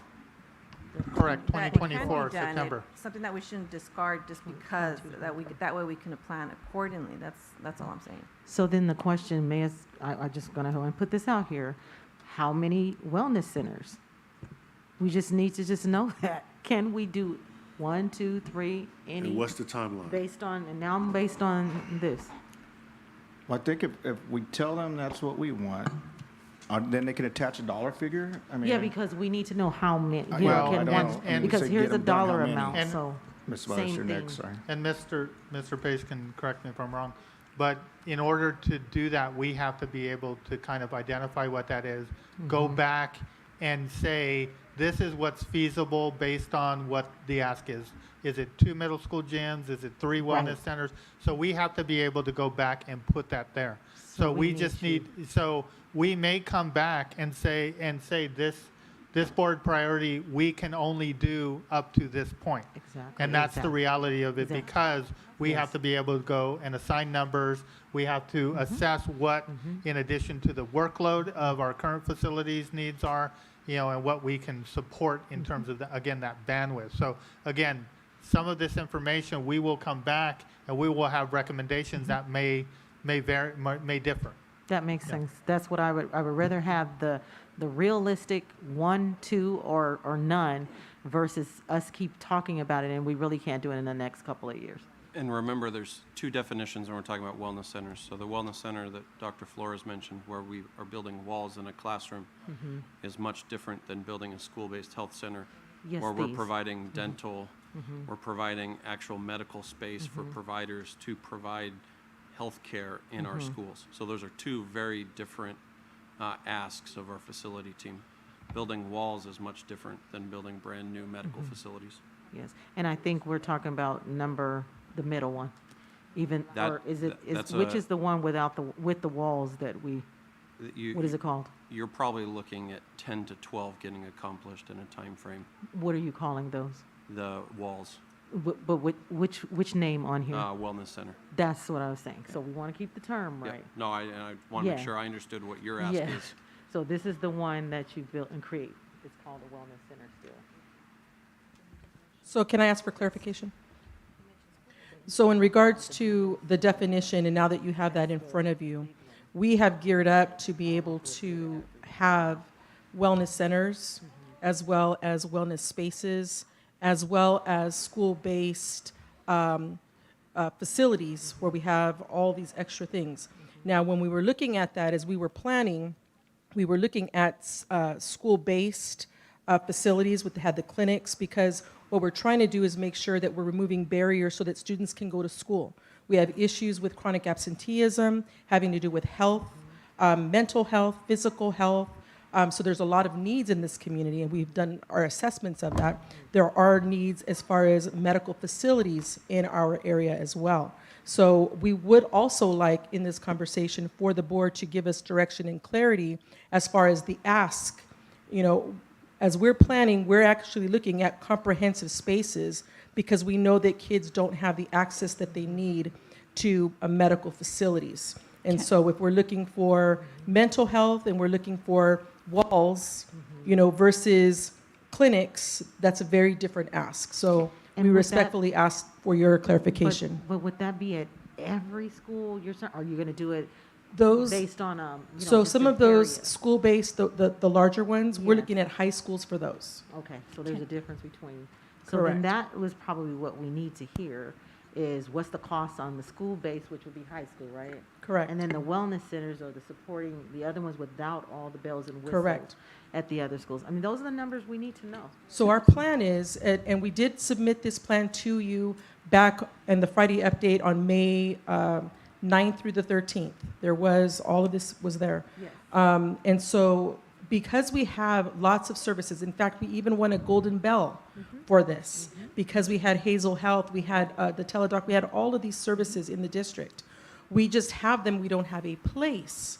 And so part of the work that we're trying to do is to find spaces on the campus where we can have the health aide, we can have the clinician, we can have the telehealth, we can have the counselor, all in one space. So we have the people, we just need to have the room. And so that's something that we're looking for, so that all middle schools will have that. All elementary will have like calming spaces. So there's a comprehensive TK 12 plan as far as wellness in this district. We just need the cost. You got the, all that you said, but we are responsible for the cost, so we have to have dollar amounts So, out of this money. Dr. So- Wyatt, can we start then, so that way we can share? So- so and really that was quickly. my recommendation to Mr. Solon Yeah. over on the side. And I just want to let you know also, they provide us some tremendous information on Sunday. If you look at the one document, it has a district-wide wellness scalp timeline that shows a plan all the way through 2029. I mean, it's outstanding. The information here is extremely detailed, thorough, personnel, everything. So if you want to see that information, please look at what they provided us on Sunday, and you'll get a good plan. I mean, the renderings, the pictures are beautiful, the facilities are amazing, and the plan is spot on. So, all right, Mr. Solon, let's make some decisions, spend some money. President Yes, sir. White, does the plan say how much of That's this the one-time problem. money We can they use, want that's to what use? we needed to know. No, The- that's the piece that we need to Right. connect here. It That- has the ongoing presentation That's funding. the was important beautiful. part. Yeah. Right. We need to still know. so yeah, if I may, and I think we're saying now the same thing. Right. What we really need is dollars attached to that. But then going back to what Dr. Rodriguez is asking for us to clarify, I think we're asking the same thing from you all. We're asking for clarity in terms of what can we realistically do within the time frame that we have to be able to spend this one-time funding. And whatever that looks like, then let's get started on that to be, if all we can do is wellness centers, then let's get started on that. If we can do 1 or 2 health centers where we have the whole shebang, the health, doctors and, nurses or whatever it is that you are, envisioning for it. If we can only do 1 or 2, then let's do that. But we need that money attached so that we can provide direction. And I do apologize, there's some one-time money in here as well that's built into the plan. For example, facilities build for school-based health center would be like 4.5 million. So there's one-time money and ongoing funding in the plan, and we could actually even look at what they have offered as a plan for 2024. So if you look at 2023 and 2024, it literally talks about 1 school-based health center, 1 high school school-based health center, 2 middle school wellness centers, and that would be what I think we could focus on between now and 2024 for wellness centers. Just a point of order, I didn't get that. I only got this. I didn't get that. I looked at all my emails and I didn't get what you're talking about. Went to your Gmail, Dr. Flores. Yeah, I didn't get it. bflores058? No, I didn't get it. No? No, I didn't get it. Yeah. Dr. Flores, I just sent it to you by text if you want to look at it. Yeah, on so your you can phone. take a look at it, because it's great Okay, information Yeah, for no us to use for tonight. I mean, didn't it's get it. good stuff, so. What do you say, what are these for here? So, Mr. Tillman, so as the board provides input, we have folks that are actually going to transcribe that input on there. If it's consistent with the information there, we're not going to repeat it by writing it twice. We're just going to write the new feedback and input that the board provides in terms of priorities. So with that, I will ask that my scribes please come up, and all you have to do is speak it into existence, and they will put it up there for you. Yeah, and I guess, so I don't know if you could accommodate, I handed out some papers to my fellow board members, and on the one paper where it says district-wide athletics, disregard the part at the bottom where it says the BDG. But the one paragraph, you heard me ask Mr. Sullins about the additional money for the transportation. And he said that they're going to provide more money for transportation. But the other one are these ones for, I think they're doing the gym bleachers, right? Correct, we're working So on it. I don't have to put that on there. But in terms of the batting cages, and then there's pools that are non-compliant, are we able to spend one-time money on that? So depending on it, yes. And so what I'll do for the board as well is that, there are several items that are included in the sports upgrades that are under contract, and I think Mr. Pace can speak a little bit. So batting cages, et cetera. So there are things that again are currently under contract to be upgraded based on some of those listed items. Okay. And then the other thing I sent you was only a list of things from, San Andreas has their, what is it, their Growing Hope. And these are some of the upgrades they asked for. And let me ask you a question. They said they have some vans now. Can we use this money to purchase vans? So vehicles are allowable. So you see the list I have there from them, those three items. But to me, these are the type of list that we all should be soliciting, because they're real specific and they're tied to money that can be used to spend down this one-time money. And my only caution is, Mr. Sullivan says that they're going to find a way to spend the money on things that the district is going to spend money on, but that means that he's going to be supplanting existing money. That means you would grow your ending balance, right? That is a potential, yes. Yeah. So we're much better off if we go forward with spending a regular budget and then spending this additional one-time money on one-time things that are beneficial to us. Thank you. Thank you, everyone. And we have our ideas, and I was going to recommend instead, rather than shout out, because I think we can all have a nice, lovely shout out from all of us at one time. We have modeled a little bit what to do next, and work with your scribe and identify your areas. Once we identify those areas, then we will prioritize by the dots. Hopefully, when we're done with that, we can put some dollar figures to things and make some concrete decisions moving forward tonight. So let's work with our scribes and get some priorities up there. Thank you.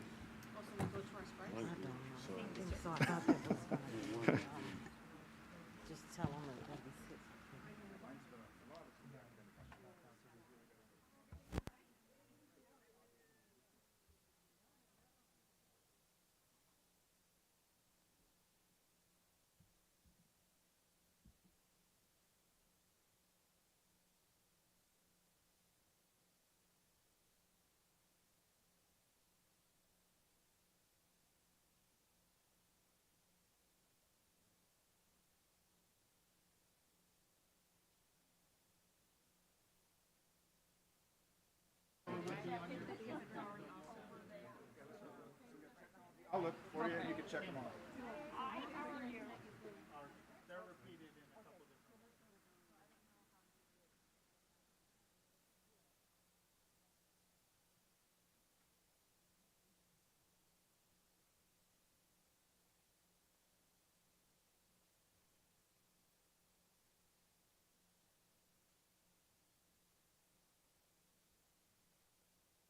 This is easy, because it's on the.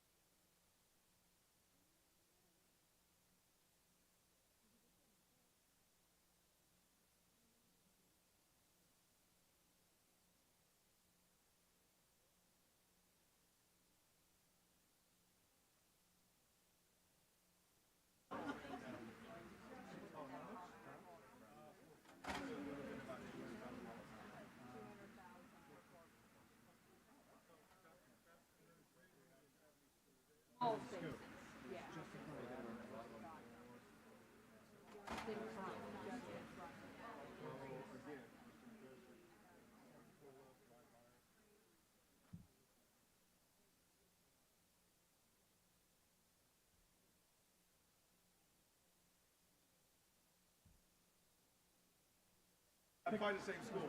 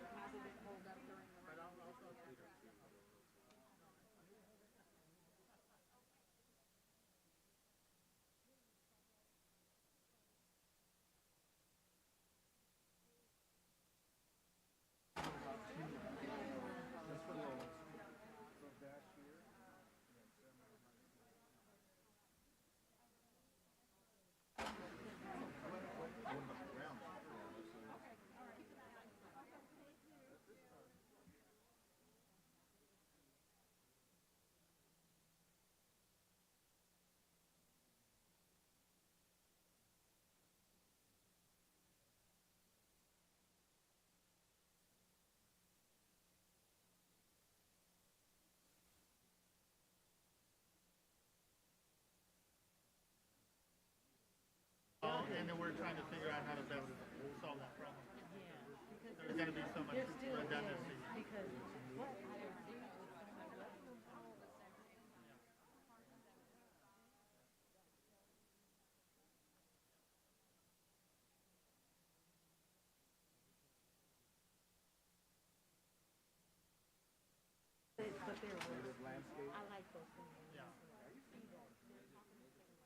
Yeah, yeah. Yeah, no, absolutely.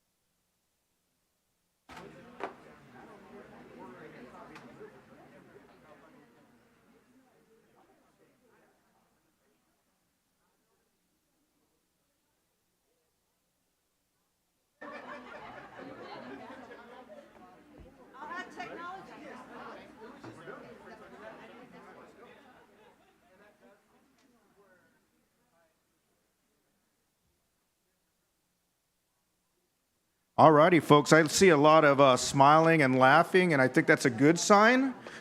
We actually have formulated our lists up here. Thank you to our wonderful scribes that helped us out and took down some of our wonderful, maybe some of our crazy ideas that are up there. But that was the fun part. Now let's go ahead and I think Mr. Sohn, how are we going to spend our dots here, Mr. Sohn? Can we spend more than one on one item, or do we spread them out on different items? How do you like that?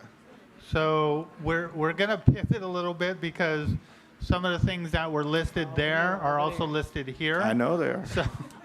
So They're that important to us. How's that? Absolutely. So we want to be fair to the process. So what we're going to ask the board is, since we have the feedback on those sheets, you can go and start spending the dot there, and then that way you're not spending a dot on something that's redundant here. However, if there's nothing there that you want to spend the dot on, and there are unique items here that you want to spend your dots on, then you can certainly spend your dots all over here. But we're trying to eliminate the redundancy where you would spend a dot here, you spend a dot here, and it's the same thing. Because there's wellness, for example, is represented in both locations. So we conferred, we huddled as a team, and we're trying to figure out the best way. So what we're asking is the dots that are in front of you, you can spend on the charts behind you, and some of those should be consistent with what you've documented here. And if there are unique things that are not represented there that you want to spend your dots on, you spend your dots. So you don't have to spend any dots over there if all the spending needs to occur over here for you based on your priorities. So And Mrs. Sohn, do we spend dots on our own or others? you can spend them on yours and others. You're free to spend them as you see fit. Question. Yes. So I noticed that on the board top 10 over there, there's only 2 things. So does that mean that you have taken the first top 10 priorities and you're already adopting that as something that we're working on? So- and then whatever's additional, then that's where we put our dots on? Correct. So the reason they're not represented are because those are, as I mentioned earlier, those are things that are in progress. There are other funding sources attached to that, so they're not represented for that reason. So over here, it says support for athletics, but I have under here all the examples. Sure. So should I put my dot over there, or should I put my dot over here? If athletic support is there, you can put your dot there. I think But that's what yeah. I'm telling. And okay. that's, Okay. yeah, that will match. We'll match that. That's You'll fine. match it? Yeah, Okay. yeah. But So we're gonna- but technology is not up here. Correct. So I So, should put my dot correct. over there. Okay. Correct. All right. Okay. Mr. Sellens, Yes. how many are we? You have giving 10 dots in front of you. them? We have 10 between the two of us, so we Oh, just no, wanted to no, make you sure should we have your own weren't dots. slighted. So, So I do want to ask, while you're doing that, is because there's a few programs that I have in there. Can we sell the ones that we want to sell? Like, for instance, I want to, in regards to, I wasn't able to explain some of them in detail, but yet I don't see, it's a program that we had back in, many years ago, the SES program, where the students' parents were able to select. I did, but it's not in detail where you can really understand what I'm referring to. SES. The state would provide funding for our parents to decide which, tutoring programs, right? And so some will yeah. be directly I at home. My remember that, children yeah. took advantage of that, and my children, one of them was specifically two grades below, and I was able to get funding for Sylvan in Redlands, and they raised them up at level within a year. So Oh, I that, remember that. and that was for me as a parent back then. That was You're huge. advocating right now, Ms. I am Medina. know. I advocating. just So wanna let you anyways, that know was mine under number, the SES. You'll see it there. Thank you for advocating for one of your favorites. I'm sure we could all do that on all of them, so let's go ahead and start the process. start- okay, I said, put if we our get out of our dots. chair, that's how we move faster. That's So- what happened just right now, so let's Correct. get out of our chairs. so and as you're doing that, we're going to take this information, we're going to consolidate it, and we're going to bring it back to the board based on that feedback.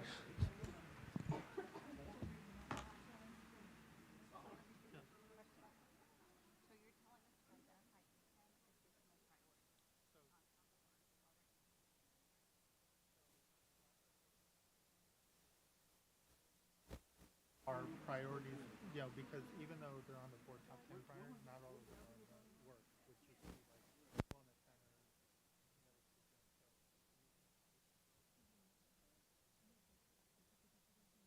first look here because there's redundancy here.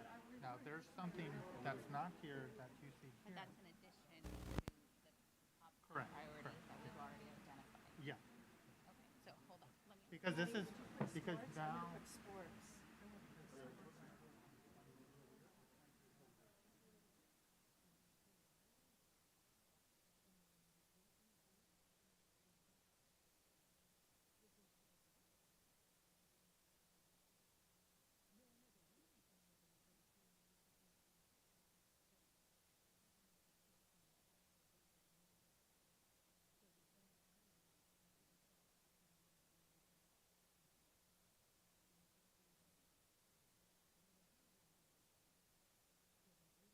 That's wrong, yeah, that's wrong. I'll put some on mine then.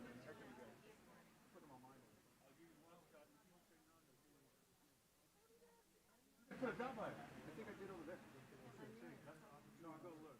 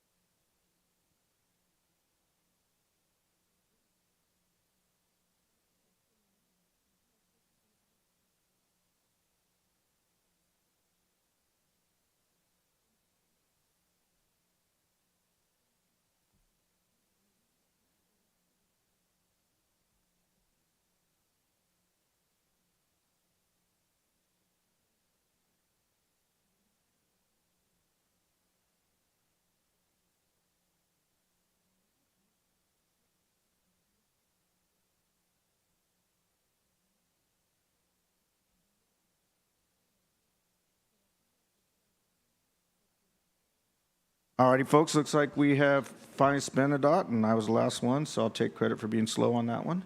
Mr. Swan, would you like to lead us into the next part, please? Thank you. Okay, thank you again, Dr. Wyatt. Thank you again, board members. We really appreciate it. Hopefully this was an engaging and productive activity. And as shared, we are going to take all of this information, we're going to consolidate it. We're going to add information with regards to cost. We're also going to insert information with regards to timing. And as mentioned previously, if there's something that because of the timelines we're not able to do, or we would be able to do on sort of a more limited basis, then we will share that information as a recommendation to the board after we recap this information for you. So just to clarify, you're going to take all of these and you're going to cost them out. Correct. Not only cost them out, but I think we need to know the viability of accomplishing them. Yes. In the time frame that we have to, right? Dr. Flores, just for clarification, that's why it's not just costed out. You're going to Yeah. give us a realistic idea of how much of this That's what I money mean by you could costed spend. out, yeah. Absolutely. That's So what I we mean. will come back with a recommendation Okay. to say this is realistic and this can reasonably be accomplished, or we could only accomplish this in that period with the funding. So absolutely, we'll bring that information back to the board. I want the public to know that I put my dots, also all of us did, on the partner recommendations. Yes. Okay, so that you all know that we considered them. Yeah, All of us absolutely. did that. Absolutely. All right, looks like we all want to put a little feedback now. Mr. Tillman's already raising his hand, so. No, I think it's important too that staff is involved to ensure that you don't put a number on there and you can't spend it. Correct. I mean, I don't, like, for instance, I put a number in good spirit for Ms. Ceballos. She asked me to put one on the MTSS, Wellness centers. oh, the Wellness Center. We did an exchange. So we did an exchange. I almost ripped you off, Yeah, and she did. She almost reneged. But, so it's the same thing. Yeah. Well, and then the same thing on the MTSS one. You'll let us know, that whoever's area that is, yes, we can spend extra money by X, because it's challenging to get resources now, right? This is not to hire ongoing staff, Correct. right? So it's going to be agencies you can contract with to bring in additional resources. Is that right? Yeah, so this is one time, and so when we come back, if there's something that has been identified as ongoing, we will come back to clarify that these should really be used for one-time purposes. Yeah, and my real concern is we're in October, so you would go out and seek bids for whatever for this current school year. I don't know how much we can get done, but I agree with you all that anything is better than nothing. It's the same thing with the tutorial programs. But how much can we get done out of this fiscal year? but it's also up until 2024. So it's this fiscal year, but also, 23, 24 school year as So well. ESSER Right. 2 is ending in September of '23. ESSER 3 and the remaining AB 86 is 2020. And that's why it's important that we keep track of that Correct. and which money can be spent out of which bucket. And I'm assuming you're going to prioritize to spend the first money first, but then you're going to take this feedback into the next year as well. Right? Correct, absolutely, absolutely. And so with that, I see Dr. Rodriguez has something to say. Yeah, I just had Go a ahead. moment of clarity and levity.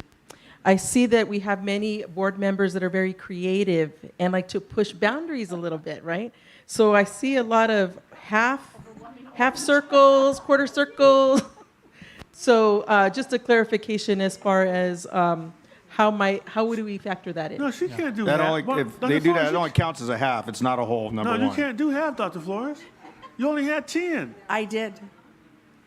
Don't worry, she wasn't the only one. Somebody else did halves? We had two people that did halves. You can't do halves. Well, remember, Mr. Tillman, it's only a half a point. So They're that might cost divergent them, thinkers. so. It's because Yeah, there's outside the probably box. money in those areas too, that's why. Right. I will So- say this, board, there are some very obvious common themes there amongst all of us. I think that's what staff wanted to hear and wanted to see, was that direction we wanted to give them. And we did offer some specificity as well on our written priorities. So for example, if we said VAPA, I saw somebody say mariachi and folclorio, so that was a specific priority within that area. And if they need more, direction and specifics, we'll give it to them on those areas. But I think we've created probably a number of priorities there. I would probably say at least 6 to 10 that I could see common themes, and I'm excited to see them. Let me say that. So what's the next step in the next meeting? Next step is they're going to have to compile them, let us Correct. know, and then if we need to give more specific direction, we will, but we need to have some dollar figures. I've heard that loud and clear Correct. from my colleagues tonight.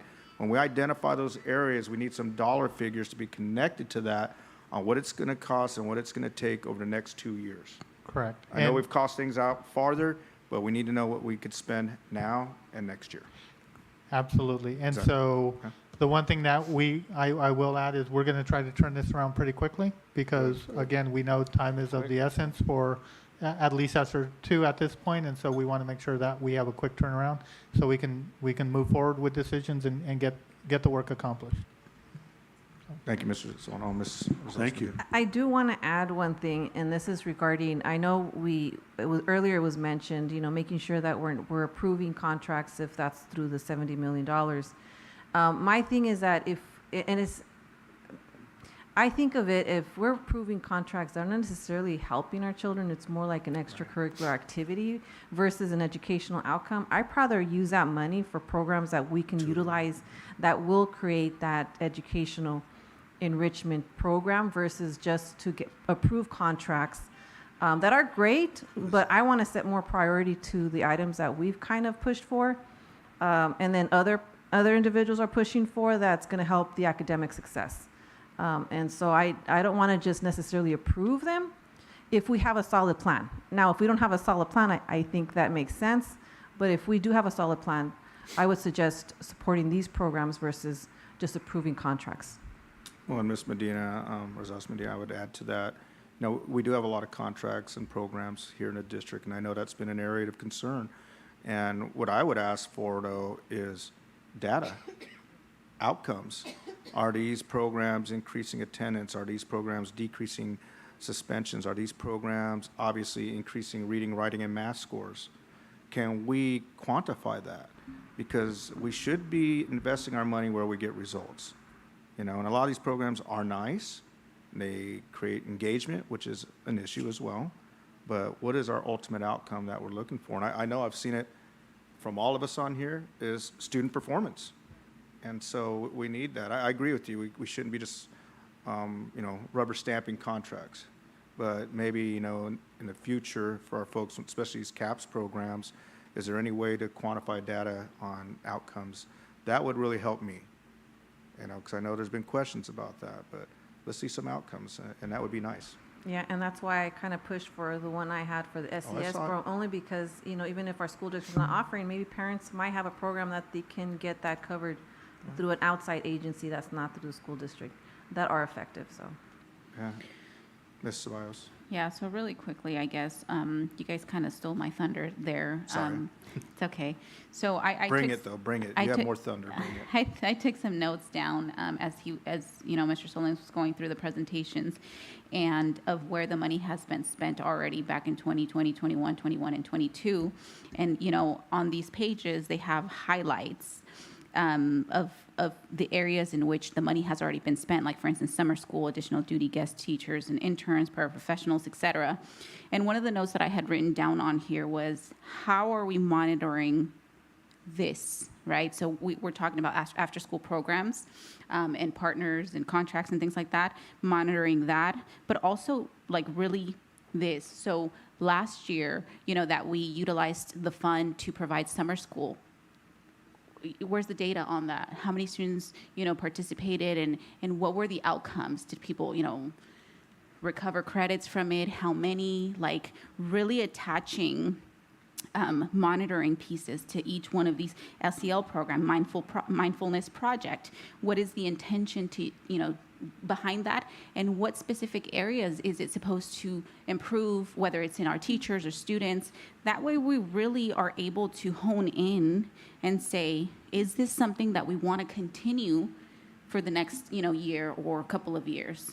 And so, just as a side note, really going down and monitoring progress on all of these different things that we are spending money on. Thank you, Ms. Ceballos. Dr. Flores? Yes, I'm happy that on our priority list, we have MTSS, because I know that Mrs. Applegate's group is monitoring and tracking the academic achievement of both the language arts and the math. And the beginning literacy is so crucial. It's very, very crucial. And what I added on mine was we need more culturally relevant material for our kids, as well as focusing on science and content areas, so that we can, so there's curiosity, in science and so forth. And also, and by Literacy for All, I want to thank Dr. Dowdy Rogers to adding ASL, which is really important. And our kids can all benefit by that in terms of learning ASL. And we do have teachers that know ASL, and that would be great to add. And also, in terms of our financial literacy, that's really, really important. So, I mean, we're on the right track for academic achievement, but also I'd like to commend our cabinet, because they've been focused on wellness and mental health and so forth. And I just learned that we have integrated health centers at every school. So I would like for them to show us what they have at every school, and then which ones they think we should upgrade to mortar and brick, right? And so I just saw something. I think we need to know all of that. And so we're on the right path. So thank you. And the urgency to make sure we spend the money is really crucial.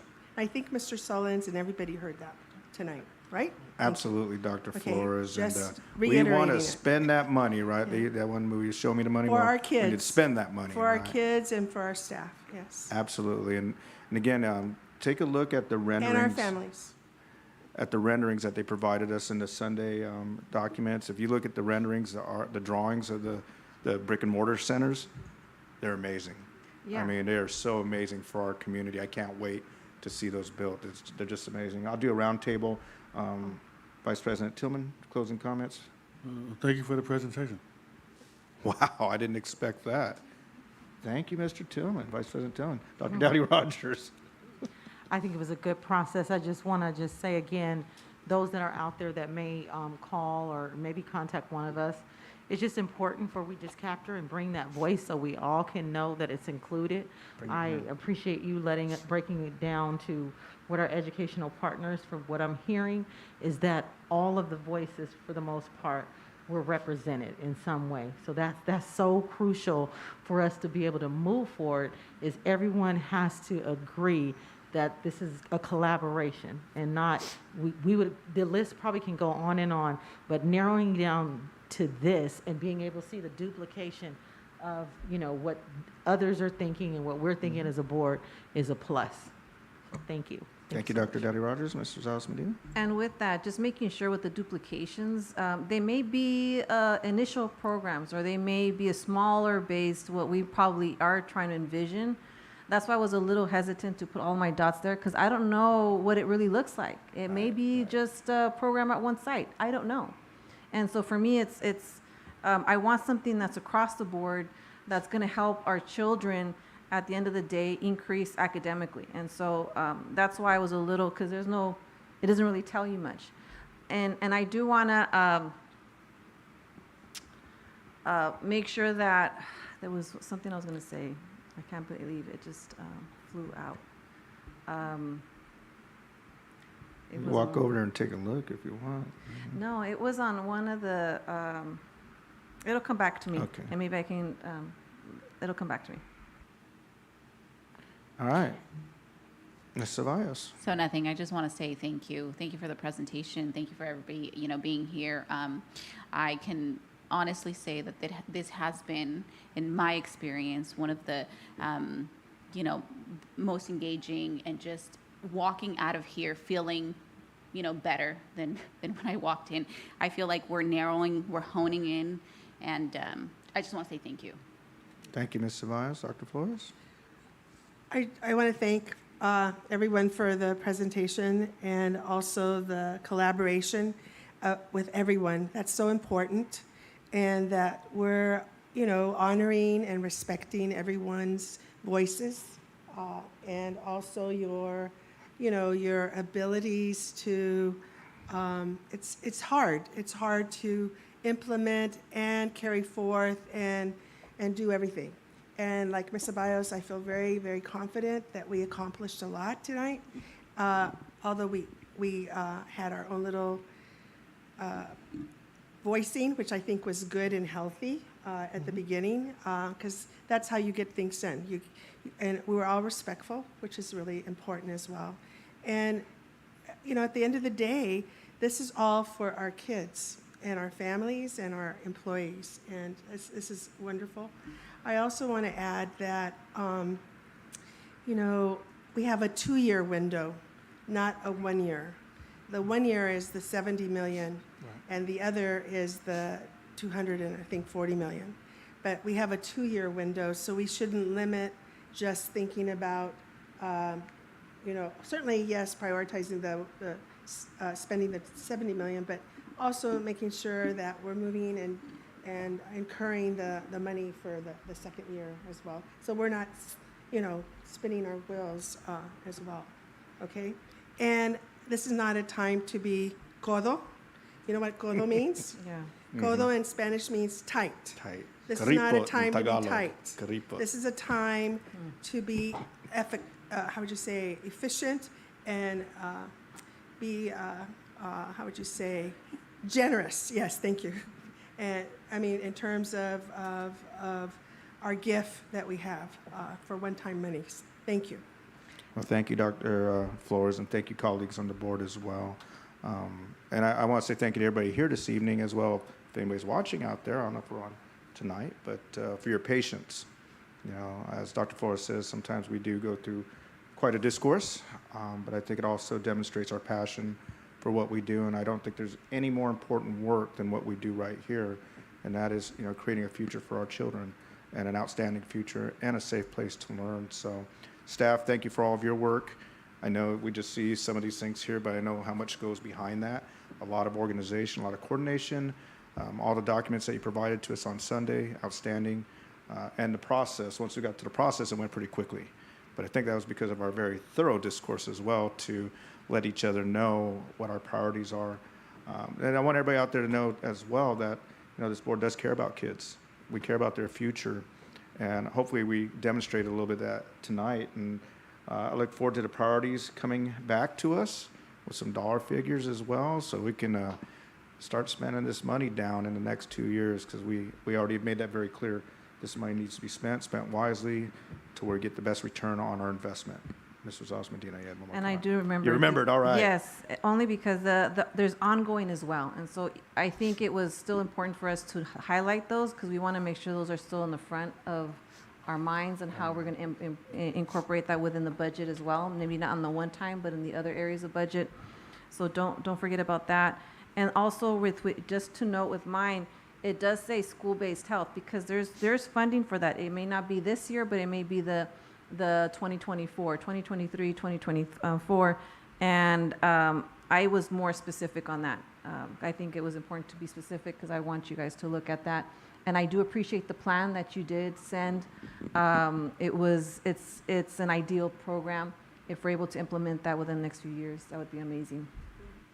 All right, thank you, Mrs. Osmondina, and thank you to our community members that were here as well this evening and for your input. We do appreciate that. And Mr. Solon, I will turn it over to you. Thank you, Dr. White. And I had 20 more slides, actually. So, no, the last slide. And we will look at I all just of had them. one slide. So there is additional one-time money that came through the state enacted budget. They have deadlines that are much further out. And so I didn't want to muddle the conversation, but I at least want to make the board aware that there are these additional funding sources for art, music, instructional materials, learning loss block grant. And so potentially as we have this conversation and we've set these priorities, There, some of these dollars, as we have future discussions, may be able to carry on some of the initiatives that we've started with ESSER and find a need to continue. So I just wanted to make the board aware that these are opportunities and additional funding on the horizon, Okay, but not this is something. additional. Correct, but not something that we have to spend right away, because I think I hear from the board, our ESSER, the 2 years, that's got to be our priority right now, but we will bring information back to the board on that. And then lastly, I'd just like to thank the board for their time, attention, their passion. It plays out in the discussions, but I really think this is going to lead us to a positive outcome and make sure that we are utilizing our resources in the most effective manner. So thank you to the board. Thank you to all the staff that are here and have supported the work. I appreciate everybody, and I won't keep you any longer than that. Thank you, Mr. Sullivan. I'll ask for a motion. So moved. Second. All right, it's been motioned properly second, tied to Dr. Rogers and Ms. Rosas Medina. All right, folks, thank you. Have a wonderful evening. And again, thank you for your time and patience with us. I know these nights can be long, but it's because we do care about our community and our kids. So may you have safe travels, and God bless you all. Bye-bye.